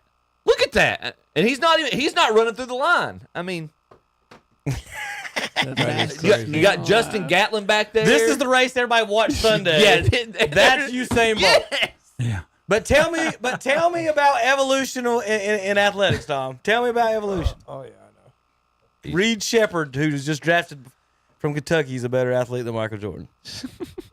Stupid. All right, I got a couple more before we go on the Olympics. Oh, this is now this is another pole vaulting. This isn't the same one. Who wants to take the lead on this one? Who took the last one? I did. Tom's turn. All right, Tom. More pole vaulting. Play-by-play for Tom Cinefani. He's running down. Yes, he's off to a good start. Sprinting down, pole at the ground.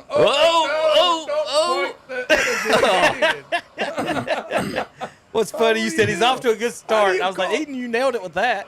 I mean, he's off to a good start. Pole in the ground. Oh, it's terrible. Boom. Not the proper technique. I think, and I didn't do pole vault, but I believe the rule is as long as he doesn't break the plane of the cross pole, that he has not attempted it. So I think he's trying to avoid crossing that plane. So, yeah, sorry, took a little tumble. So this has become a trend on the. We talked about it a little bit last week. People putting it's called. Unfortunately, I did not make the 24 Olympic team, and people are posting their fails here. So we got a couple quick laughs for you before we go to break for you guys. So this is some folks trying their Olympic fails. This is diving. Hit the mute on that. Got it. Okay, go ahead. So we got some diving here from the young lady, and boom! That's not a belly flop. That's a back flop. I believe there's a little too much splash on that one. She didn't go in. She didn't get no rotation. Yeah. There was no rotation. It was just a back swan dive. All right, how about this girl? Said she didn't make it. This is her. Oh, my Lord. Oh, yes. She pops right back up. I'm okay. Here's number 3. Oh. God. She tore ACL This is when you first learn it. Yeah. Then we've got the balance beam. Hey, this can't end well. Oh, no. Poor girl. I'm glad that guy on the pole vault wasn't. They don't have that. They don't have that in the men's competition. No balance beam. They might soon though, Tom. If trends keep going the same way. We're gonna have balance beam. This girl's working on her floor routine. I think she's getting ready to fall face first. She's tried 7 times. Oh, she nailed it. She did it. She nailed it. Oh, we got more diving. We got more diving. Way better. Oh. Well, now that was way better rotation. Your just head's not supposed to hit the diving board when you come back through. At least, boom. Yeah. Oh. You watch those Chinese divers, man. It's insane. I think they've got some kind of device or something on their hands that like stops the splash or something. I don't know. So here's the uneven bars. This performance is uneven. Yeah, she didn't make the Olympics team either. These girls are so funny posting these. They're posting their own fails here. We've got the palm horse didn't quite make. Oh, we've got some hurdles. Always good in some hurdles. Oh. Terry, once you lose momentum in those, it's hard. Yeah, you're done. You're done. It is so hard to get that back. All right, you asked about the perfect 10. Let's see. Yeah. Perfect. Let's see if I was the death. What would you call it? The death?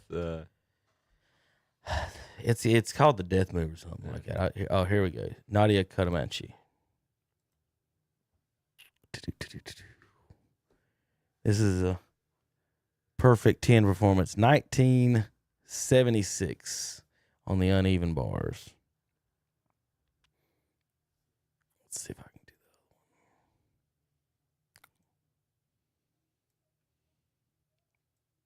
that. Tom, can you do any of that?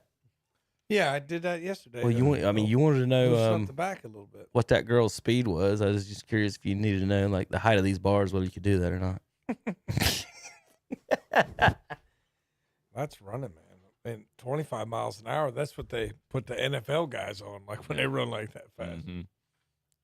Where's the death move? I don't think that was it. That was the perfect 10 on that one. I can't remember what it's called. All right, we're going to take a break. We'll come back. I'll have it by then. KDCBroadcasting.com. The great gas card giveaway is underway. You could be the winner of up to $500 in gas cards when you register to win.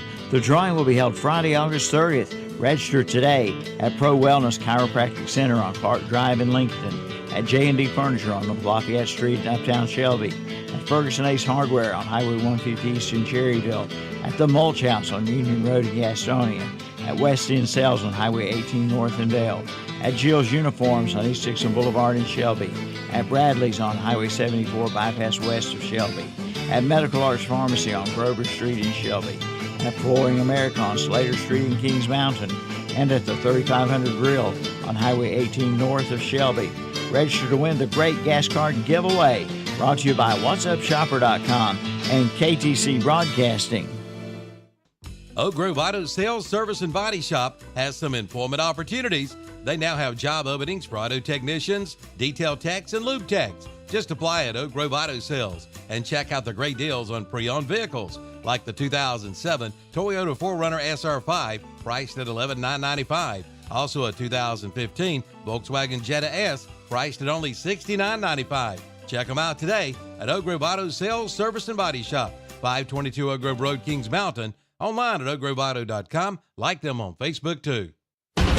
The NASCAR Cup Series. Green flag goes in the air, and under the sunshine, we're racing. Returns from the Olympic break. Oh, one car spins. Back up at Kyle Busch. Comes up on a major pileup. For a short track challenge at Richmond Raceway. He'll swing his Ford Mustang wide up against the wall. The checkered flag is waving. Ryan Blaney will go to victory lane. It's the Cookout 400. Sunday afternoon at 5 o'clock on Carolina Country WCSL. 92.9 FM, 1590 AM, online at kdcbroadcasting.com. The Yamaha Get Out and Ride sales event is underway at Full Throttle Power Sports in Lowell. Get 3.9% APR financing and up to $3,500 cash with approved credit for qualified buyers. But that's not all. Suzuki Fest is underway with 2.9% APR financing for 36 months for qualified buyers. And get the hottest ride of the summer with the Yamaha Slingshot with no money down or 5.99% APR financing for qualified buyers or $1,000 in customer cash. Come in for the details at Full Throttle Power Sports, 101 Indian Walk in Lowell. Online at ncfullthrottle.com. DeRisi Power Sports is your go-to for ATV and UTV parts, service, and accessories. And DeRisi is nationally recognized for building race engines and suspensions. They also perform race bike builds. Stop in today and see Santo and Heather DeRisi. These people know what they're doing, and they're located at 4225 Boston Road, Highway 18 in Shelby, or find them online at DeRisiRacing.com, or give them a call at 704-538-3512.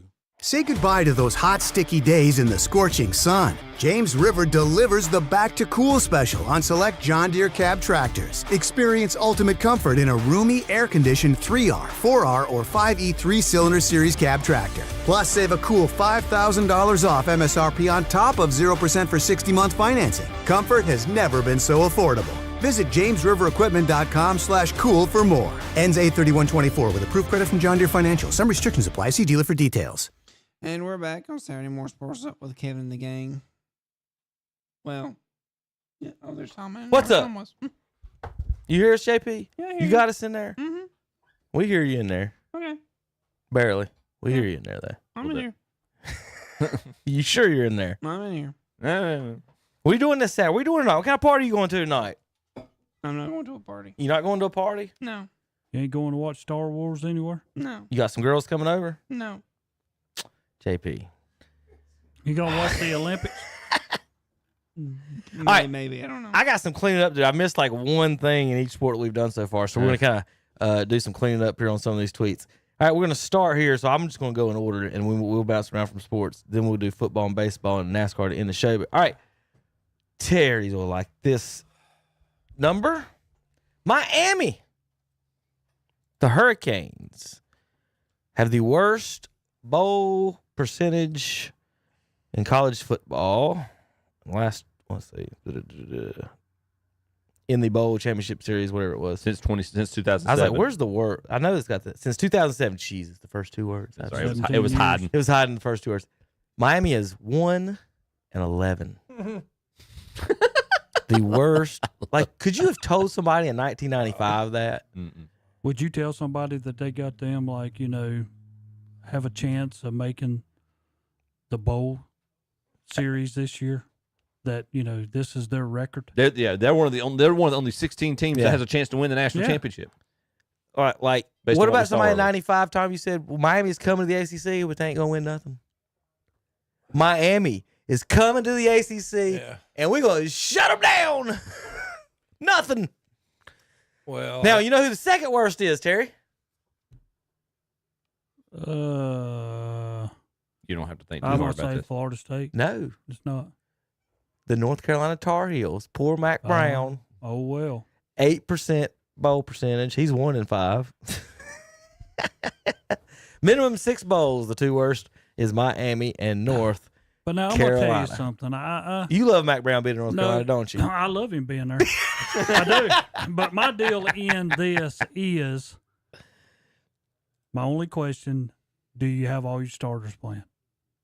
See that I despise you playing. Your Well, 1 you talk about the team last games, few years, it is a little of how it's skewed. turned around. I can play or I don't want to play, and I'm not going to go play in the bowl game with you. I played with you 10 games. We did great, but I'm giving up this bowl game. So, you know, Tom over here raging on Michigan this morning, Terry. I know. I got evidence.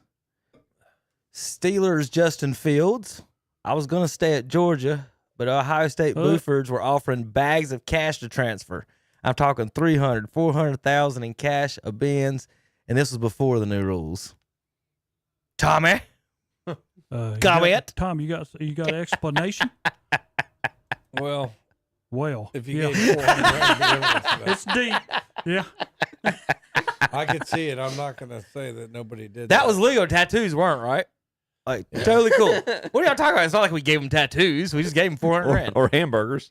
Or hot dogs in Tennessee. Bruce Pearl. They keep saying stuff like that. He's not going to be welcome back at Ohio State. All right, how about some basketball? Real quick, we didn't talk in the Olympics. Now, Terry, I am told by a lot of people that LeBron James is really great at stuff, and he's the GOAT. Never in my life would I see Michael Jordan dribble up and initiate the offense for somebody else to get the ball and score. Not at the end of the game. This, and I've been saying it for years, what you're watching, this is Magic Johnson, folks, with a better vertical leap. Yeah. That's all he's ever been. And we said, just watch the play. Look, this is the play. You got Kevin Durant and Curry setting screens for each other. I would love for either one of them to shoot the ball with my life on the line. I don't want LeBron shooting with my life on the line for anything. And here he is. He just dribbled at the top of the key. Look at the greatness. Well, let me just throw it back to this other guy that can shoot. He's like, you just I'm going to stand in the corner. Me and this other guy that can't play. Me and Embiid. Me and the LaFlop. The LaFlops went to the corner while the two best shooters in basketball history probably worked the top and of the that key. was a big shot when he hit that one. But that play right there just cracked me up watching him just dribble the ball up. Just here you. Because I think they had got back within one, Tom, maybe. And then he hits that shot. But here's the thing, Tom. If Draymond Green wasn't such an idiot, this could be him. Dribble the top of the key, hand it to Durant, get out of the way. That's what you're supposed to do. Yeah. Not call him a B, but call him after he hits the shot to save your life. Wow. Even LeBron knew to go stand in the corner and get out of the way. Wow. But I thought that was the fun one. Carmelo's been getting into it with some of the Anthony with some of the other ballers. This whole scenario. Look at this picture. Yeah. Look at the faces on these guys as Curry shoots, and everybody knows that ball's it's in. good, yeah. Now I think that's the before. Oh, I didn't see that. I didn't get the after. So this is video of Carmelo running the offense instead of Steve Kerr. Terry, he called this play. The play that I just showed you the other side of the video, there was Carmelo calling the play. He was yelling ISO KD, and told Embiid to go to the corner. So that was the report on that play. But so they got Melo out there. Carmelo's coaching? No, he's a fan. He's on the front row yelling at We're everybody. talking Carmelo. Listen to me. We're talking Carmelo. What was he going to do? He's going to shoot it. He would have never gave it up neither. Yeah. But to your point about, and you were hammering this point home, but just the first clip you showed with LeBron giving it to KD or Steph. Right now, the four of us in this room, we've got a game on the line. We need a shot. Out of the three of those, Steph, KD, LeBron. I'm not going to ask you who you're going to prefer. Who's the last of those three you want taking that shot? LeBron. Okay. I don't want LeBron taking any shots. Okay. I want him to pass at the corner to who's on our Olympic team, Royce White or Drew Holiday, one of the bench warmers. I'm gonna be honest. If it's me, Chip, and I'm having to pick one, it's KD. Well, let me out of them three. Let me sub LeBron out. I'm gonna give you a qualifier on it. Okay. If there's a defender nearby, you want Kevin Durant. If he's open, I want Curry. Yeah. If he's open, I want Curry. Yeah. If he's got room, I want Curry. Now, I'll say it. But if there's a defender nearby, I want that 7-foot alien shooting it. Well, I'm gonna sub this out real quick. Let's take LeBron out of the equation into the game, and I'll put Jordan in. Who do you want taking the shot? Out of LeBron or out of KD, Steph, or Jordan? Well, here that's two different questions. It's either Michael has the ball, or you're kicking. If you're kicking it to Steph or Durant, you want to kick it to them. You want to do the LeBron drive and kick to one of those to open. But if you want somebody the ball in their hand, Michael's the answer to every question that's ever been everybody invented. else clear out. Yep. Yeah, that's the answer to every question. It's everybody. Kobe's number 2 on that. If instead of LeBron having the ball at the top of the key right here, you've got Jordan. He's not giving that ball up, and he's going to create his own shot. It's correct. Yeah. So here, well, that's always what's made the best basketball players with Kobe is that, and Terry knows, the guy that can create his own shot is way more valuable than anybody else on the court as far on the offense because people play good defense. People double team you. You've got to be able to beat it and to figure it out. And that guy, like if Curry could probably make 1,000 threes in a row, whatever, sitting outside, but he can't always create his own shot. He's just a little bit too short and don't have the jumping ability. It's just that much further away. That's why he's not. Everybody's saying he's not the GOAT, but he's the greatest shooter. If I have somebody coming off a pick, and I had to pick a guy to take the shot, I'm going to go Larry Bird. One of those three, I have no problem with. Yeah. Because Larry Bird say, all you got to do is give me an inch. Larry Curry or your alligator there. Larry Curry or Mo. Or yeah, I know, right? Larry, Kevin, and Curry are the three that if my life's on the line, those are the three I want shooting. All right, so Rasheed Wallace is one of my favorite people of all time, basketball players, and he's from Philadelphia, but he talks country as crap. But here's him talking about one of my other favorite players with Vernon Maxwell, and we're not gonna do the volume long. We're gonna turn it on because they'll start cussing in a second. Okay.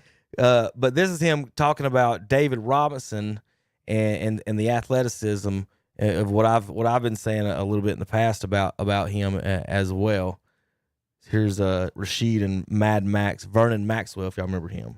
Now, Maxwell played with Akeem Olajuwon, so keep that in mind on this conversation.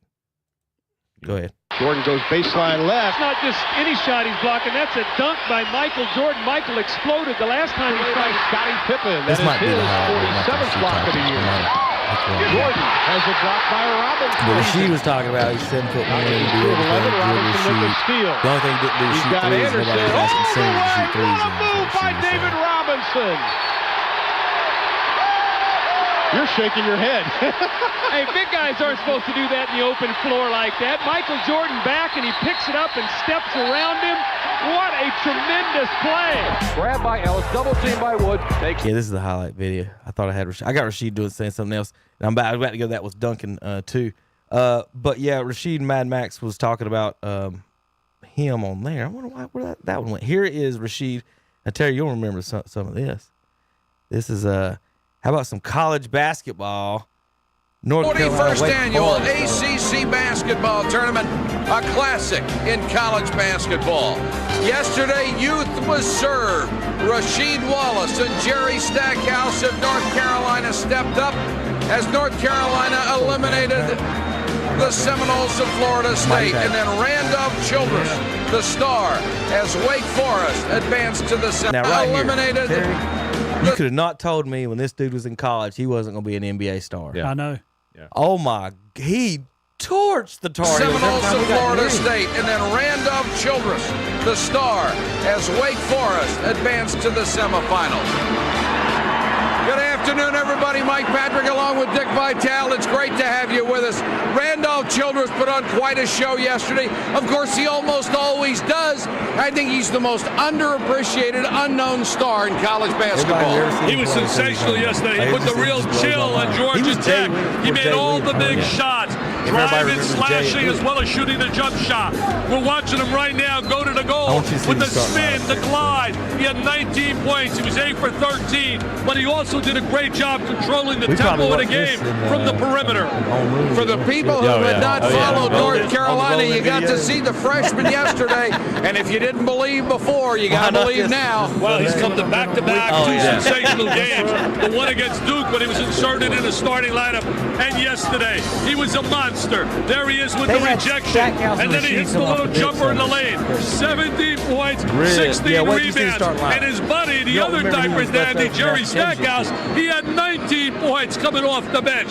They are unbelievable as talents. Tim Duncan has emerged as a star pivot man for Wake Forest, the ACC's third leading rebounder, and 13 boards yesterday. You want to guess the Tar Heels starting lineup? I want to guess. Because this is the year after the national championship, right? Correct. All right. Montross is at center. Correct. Derek Phelps is the point guard. Correct. Brian Reese is either the 2 or the 3. Correct. Donald Williams is the 2. Correct. Is it Henrik Rodell is the 4? I can't remember. I can't remember who the 4 is. Dean Smith ripped up his lineups for this one, Chip, and said, "We're playing small ball." Jerry Stackhouse played the 4. He was their starting 4 all the next year. Dave Odom has made history at Wake Forest. This will be a record 4th straight NCAA trip for his club. And yesterday, he got the monkey off his back. He won his first ACC tournament game. Derek Phelps will have the... There you go. Rasheed was their 4. Rasheed played the 4. They had Stackhouse coming off the bench, Tom. Wow. Wow. This class... This recruiting class for Carolina was the year before the Fab Five. That's the kids Doherty brought in, wasn't it? It was the year before the Fab Five was 91. Sophomore? Yeah, this is 95. I know. I'm saying this is the freshman. Their freshman 94. Class. Their freshman year was the year, but you talk about Montross. Yeah, Montross, Phelps, Brian Reese, Rodell, and then they had and Clifford Rozier came in with that class too. It was touted as the best recruiting class, in the very next year Michigan brought in the Fab Five. Just good starting lineup right there. Yeah, that's so good. And then didn't. That's when college. Golly, you got Jerry Stackhouse coming off the bench. It's not a bad situation. You got Jeff McInnes as your backup point guard. Yeah, Jeff McInnes is the backup point guard. Before he started messing around with Phil Ford's. Yeah, I've got their signature. A quick story. Oak Hill played Ashbrook. Terry, did you go to that game? Do you remember that? Did. Yeah. Oak Hill come to play Ashbrook. They had Jeff McInnes, Maktar Jai, and Stackhouse were all on that team. And then they had a couple more. Was a Rusty LaRue, one of those guys from Wake Forest, was on that team as well. But when they would go to the bench, there was a line out the door for that's how they did the autographs. Yeah.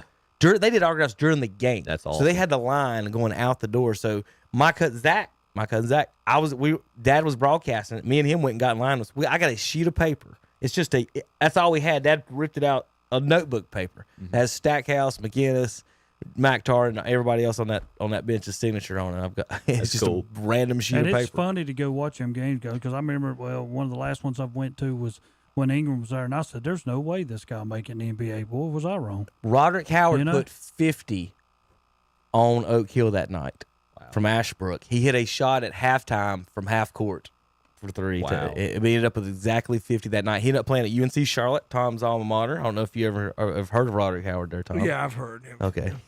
I know you don't keep up with your real school. I do. This stolen valor of Ohio State. I grew up as a boy watching Ohio State. What is learned first is learned best. Any psychologist will tell you that. I don't know about that. Freud's an idiot. This is the playoffs based on preseason polls. So this is what it would be if the playoffs happened today, based on the preseason champions and polls and all that. So you got Memphis in there getting the 5 seed. They as the champion, I guess, and they send them all the way down to the 12 or whatever conference that is. Then Utah is a 4. Florida State gets in this year. Georgia 1, Ohio State 2. Any comments on that, boys? How are they going to determine the first round buys? Is Michigan allowed? So they're allowed to cheat, then they can come play? As of right now. Just whatever they want to do, right, Tom? Do you have to win a conference championship or what? How are you going to? How are they going to? The top 4, I have no. That'll be whatever the 4 guys in the back room. They've already voted. Didn't we talk about that, Terry? They said whoever's going to be the best, whoever had the best home crowd is going to be the home team. So my comment, they said that a few weeks ago. Yeah, the guy said that. Chip, was you? I don't know if you was here, but he basically said if Appalachian, I do remember that, is ranked number 1 and Ohio State's 10th, we're playing at Ohio State because they got a bigger stadium.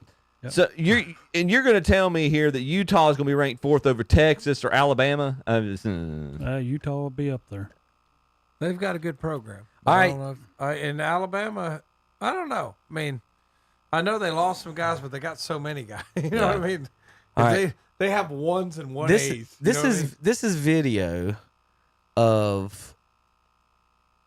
This is how you get in somebody's line, Chip. I just want to know what you would do if this guy got in your line the way this guy's on the putting green. Mm-hmm. And should you fight the guy that messed up your putting? Okay, you ready? Okay. I don't know if you're gonna believe it or not, but are you ready? All right. I want to see this. This guy's on the putting green. He's on the fringe. He's got a long putt here he's working on. And then all of a sudden, this guy drives right through his line. That was on Inside Edition. Oh no! Hey, by miracle, nobody got nobody got killed or hurt, including the people on the plane. I think the pilot had like minor cuts and scrapes. If he would have only took 1 ball to the putting green instead of 4, he would have got hit by the plane because he'd been walking to his putt. Yeah. Always take extra balls to the putting green. Is my advice. The lesson here. But how could you not hear that coming at you? He did. He Concentration. moved. He barely moved. Tom, have you ever played ball before?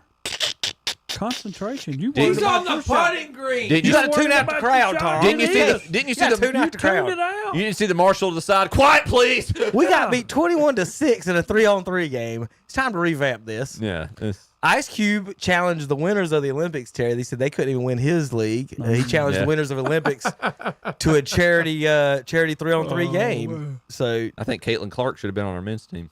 We should. All right, we come back. We're going to finish up with some baseball, football, and some NASCAR news. We'll be coming back soon. KTCBroadcasting.com. It's a new year and a perfect time to check out a new florist in Cherryville. Hi, I'm Cindy Joe with Noble Artistry Flowers and Gifts.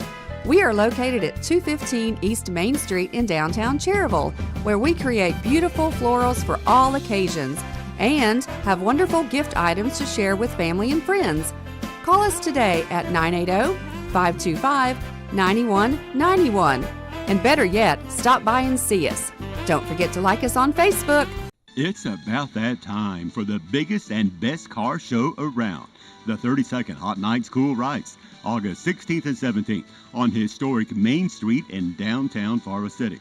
The Friday kickoff and cruise-in is 6 to 9 p.m. Concert featuring Ocean Boulevard Band. That starts at 7:30. The car show Saturday from 9 a.m. to 8 p.m. Award ceremony 7 p.m. There will be vendors, food trucks, great shopping and local restaurants. Registration Friday 2 to 8, Saturday 9 to noon, right across from the fountain. Hot Nights, Cool Rides, August 16th and 17th in downtown Forest City. Join us for our live Sunday morning worship services on WHS. It's the Sunday morning worship service from Calvary Baptist Church in Shelby, and on WCSL, it's the Sunday morning worship service from First Baptist Church in Cherryville. It's a metal roofing rainbow of colors at Acre Enterprises in Cherryville. Come in and check out the many metal roofing colors, including burnished slate, white, rustic red, charcoal, and dark blue. And 3x12-foot metal roofing is only $30 a sheet. But that's not all. Acre Enterprises in Cherryville has 2x12-foot 5V silver galvanized barn tin too. So if you're looking for something different in metal roofing, see Acre Enterprises, 1220 Shelby Highway, 150 West in Cherryville, right across from Food Line. Online at acrecarports.com. Like them on Facebook too. Quality Landscaping Materials is now open and in full swing. Visit their new location at 355 White Jenkins Road in Bessemer City. You'll find various stock of mulch, rock, gravel, pine needles, and more. Plus, they do all kinds of landscaping, including mowing, weed eating, blowing, mulching, and more. Just call 704-862-0770. Again, 704-862-0770. They're open Monday through Friday, 8 a.m. till 5 p.m., 8 to 3 on Saturday. Online at qualitylandscapematerials.com and like them on Facebook too. Home cooking at its best. That's Ronald's Express Grill of Cherryville. And they're open for breakfast, lunch, and dinner. Try their chicken tips, beef tips, chicken tenders, hamburger steak, pork chops, and more. And all of your sandwich favorites, including a lot of burgers. And they have all your breakfast favorites, too.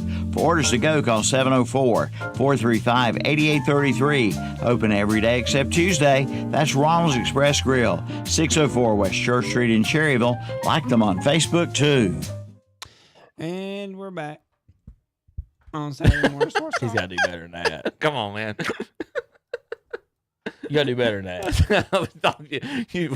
JP, earn that paycheck. At some point, earn that paycheck, boy. And we're back. Yep. JP only has like 4 or 5 introductions. And JP, I'm glad we don't qualify these. So this is the death loop from Olga Corbett, and you kind of got to keep your eyes on it. It happens very quickly. This is what I was talking about. The perfect 10 was Nadia Comaneci. So sorry, I wasn't up to date on my exact. You ain't got all your gymnastics history down, no, Pat. I don't. But this move is pretty sick, though.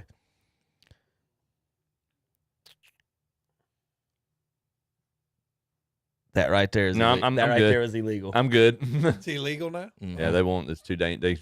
There's too Watch much that risk. again.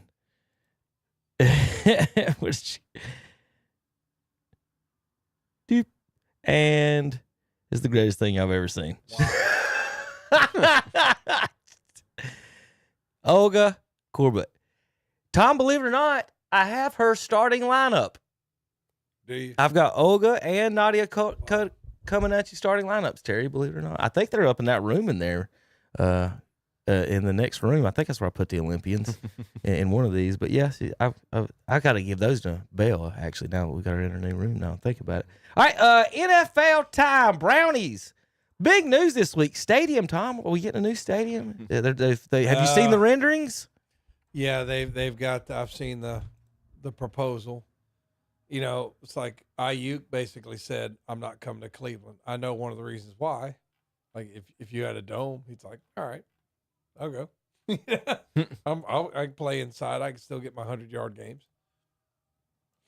Yeah, it won't be as big as Jerry's World, but I think I love the translucent roofs.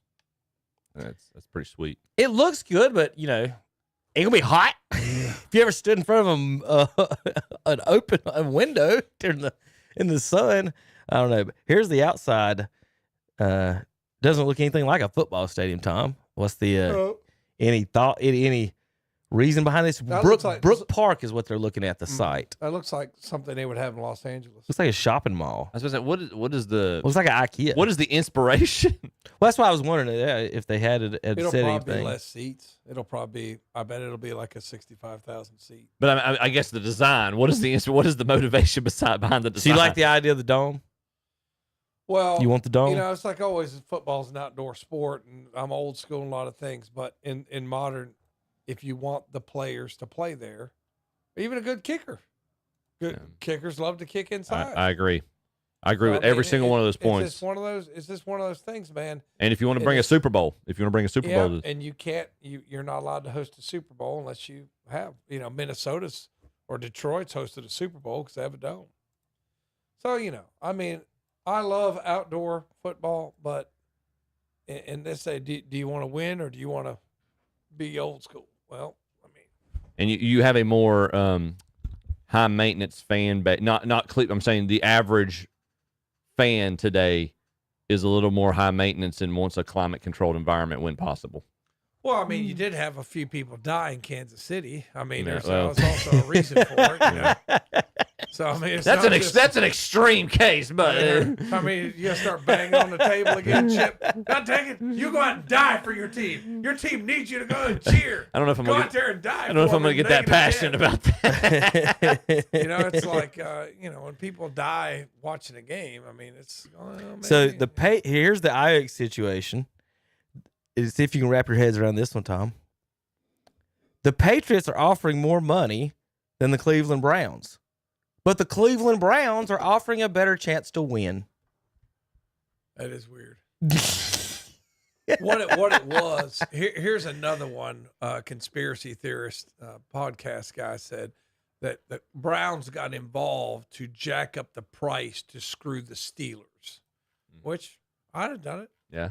People say it's dirty. I says, no, it's not dirty, man. You have to do stuff like that. I mean, free agency happens. That happens all the time. Teams saying they're involved, or teams making some type of offer. If Davis Mills doesn't throw this 4th and 20 touchdown, this play right here, NFL history, changed NFL history. Watch this, because I'm going to tell you what happened after this. So, that, of course, changed the draft prospects of these teams. Texans wouldn't have drafted C.J. Stroud. Bears wouldn't have D.J. Moore. Panthers pick wouldn't be Caleb Williams wouldn't have been going to Chicago. They would just have it, and the Steelers wouldn't have Justin Fields, all because of that Davis Mills 4th and 20 toss-up touchdown that changed the draft order. How would they win and get the first number on? I'm not sure. It's just that's the I don't think that's true then. Tom, just go with it. Okay. Like, I'm not fact-checking this guy with 30 seconds left in the show. What he said, if this guy doesn't, the draft order don't change. Now, Tom wants me to look at 2000. Like, you say okay. You just say okay. We got Deshaun Watson. Who are you, Kim Jong-un? I just don't get it. I have Like, to say okay to everything you say? Like, it's just the weirdest thing. You challenge the weirdest things. Like, I don't know. I will look it back. Terry, did the Texans have the number 1 pick? What year was that? How did they get the number 1 pick? By winning a game, Terry. The Panthers traded it to them. Okay. The Panthers traded it to them. All right, here's Jameis Williams. Yes. Here's Jameis Winston, the new backup quarterback in Cleveland.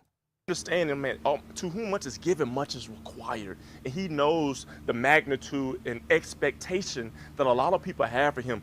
But if you think that Deshaun Watson has a lesser expectation than all the fans or all of you have of him, then you're shortchanging yourself, because he has high expectations. He wants to be and will be a Super Bowl winning quarterback. And honestly, that's what I'm here for, because I guarantee you, I'm feeding that into him. I'm making sure that he knows that. And he really don't need my help, because he has it. He already has possessed that. And I saw that in him when he won that national championship against Alabama. And that game meant so much to me, because I'm a kid from Alabama, right? And I was a starting quarterback in Tampa, got a chance to see him.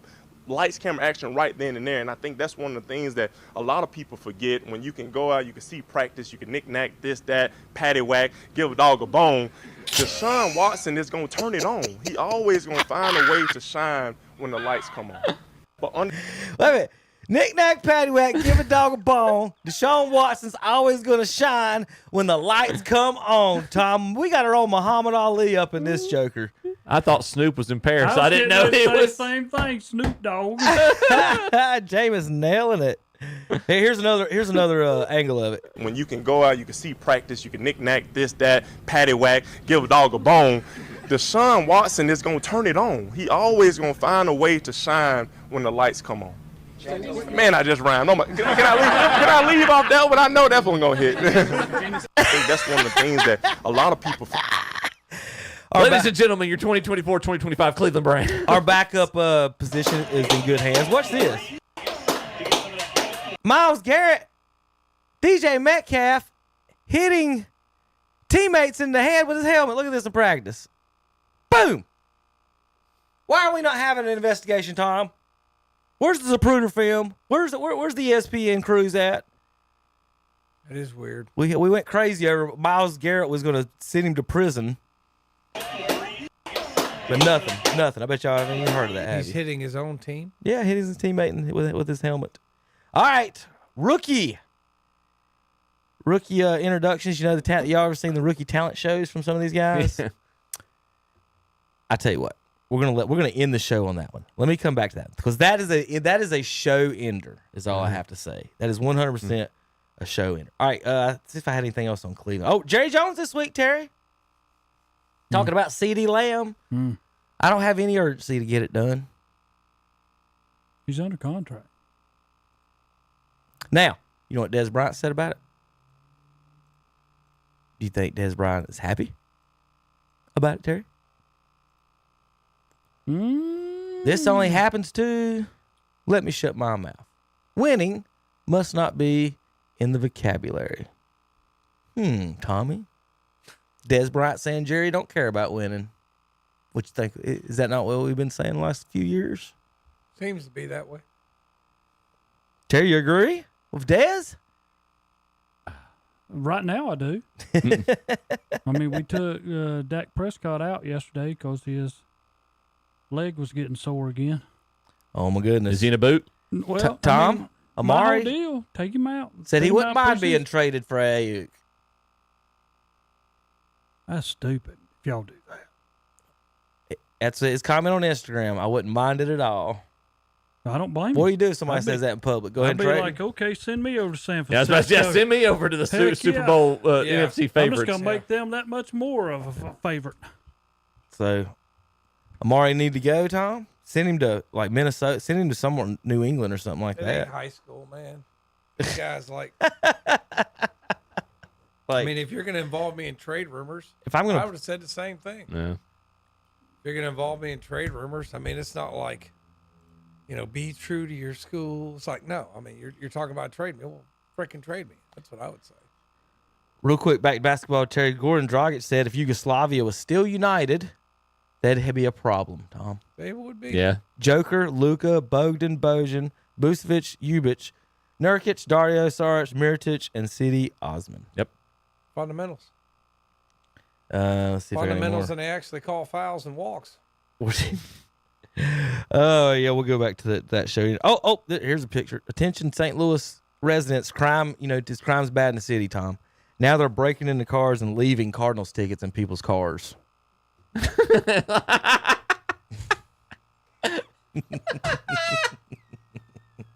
That's how bad it is out there, folks. St. Louis, they only want a game back. We're 2.5 out of first, but that's what I'm we're saying. 500 though. Cause of things like this. You want to see our $40 million third baseman hustle? Terry, what would you do in Little League if you saw a kid or somebody saw a kid do this? Chops one toward third. Arenado will put that in his pocket. Well, he knew he didn't have a chance. Why should I bust my tail to get He up gets there when paid I'm a doing- lot of money to not know that ball didn't have a chance. Chopper Chops one, one toward third. 2, Arenado. 3, scoop and throw. Why is he in left field? How about that? There's a lot of people not happy with our two highest paid players, Goldschmidt and him right now. Goldschmidt not playing up to well. Nolan Arenado's not been hustling a little bit lately, so I don't know what his deal is with that. Here's your we talked about this last week. There is the active 26-man roster payrolls for those teams. Wow. Mike Trout's making $37 million. The Angels' rest of the roster is getting $14 million. Oh, no, active. Never mind. He's not active. I guess take that off. So their active roster will be 85. But how much that's Rendon? That's still 50. How much of that's Rendon? Rendon's the rest of that 50. Yeah. He paid him a lot. But Trout is getting paid more than two teams. Judge is getting paid more than two teams. Garrett Cole's getting paid more than two teams. That's insane. Yeah. All right. We are going to end the show on the talent show that was in let's see which team it was. I forget which team it was. The NFL. The rookies do these little, they got to sing or dance or do something for the little talent show. But this one, it won the award, I think. All right. Let me get his name for you guys. So this is Bears rookie tight end. Theo, is it Benedette? Is that how you pronounce that? Yeah, Benedict. We'll try Theo Benedette. All right. This is his rookie talent show performance. And we're going to end the show on this one.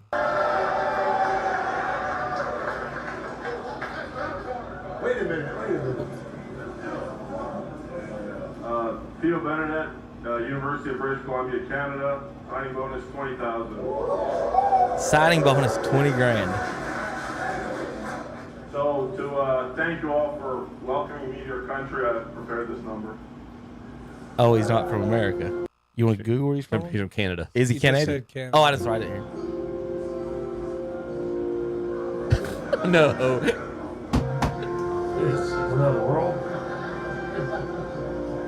He's even got a percussion section. If tomorrow all my things were gone I worked for in my life, and I had to start again with just my children and my wife. I thank my lucky stars to be living here today, where the flag still stands for freedom, and they can't take that away. All right, Chip, join him. You were all in it a second ago. Not anymore.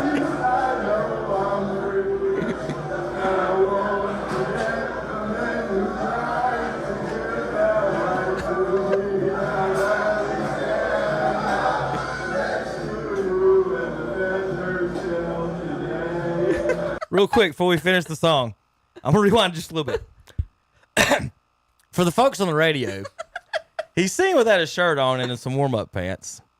The pants get snapped off, and he has a bald eagle American thong. That's all I can say. That is a bald eagle. That's his beak, Terry.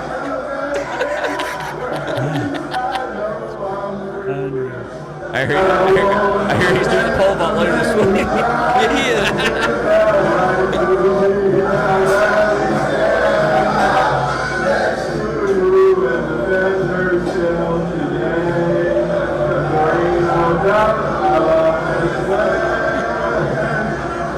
God bless the USA.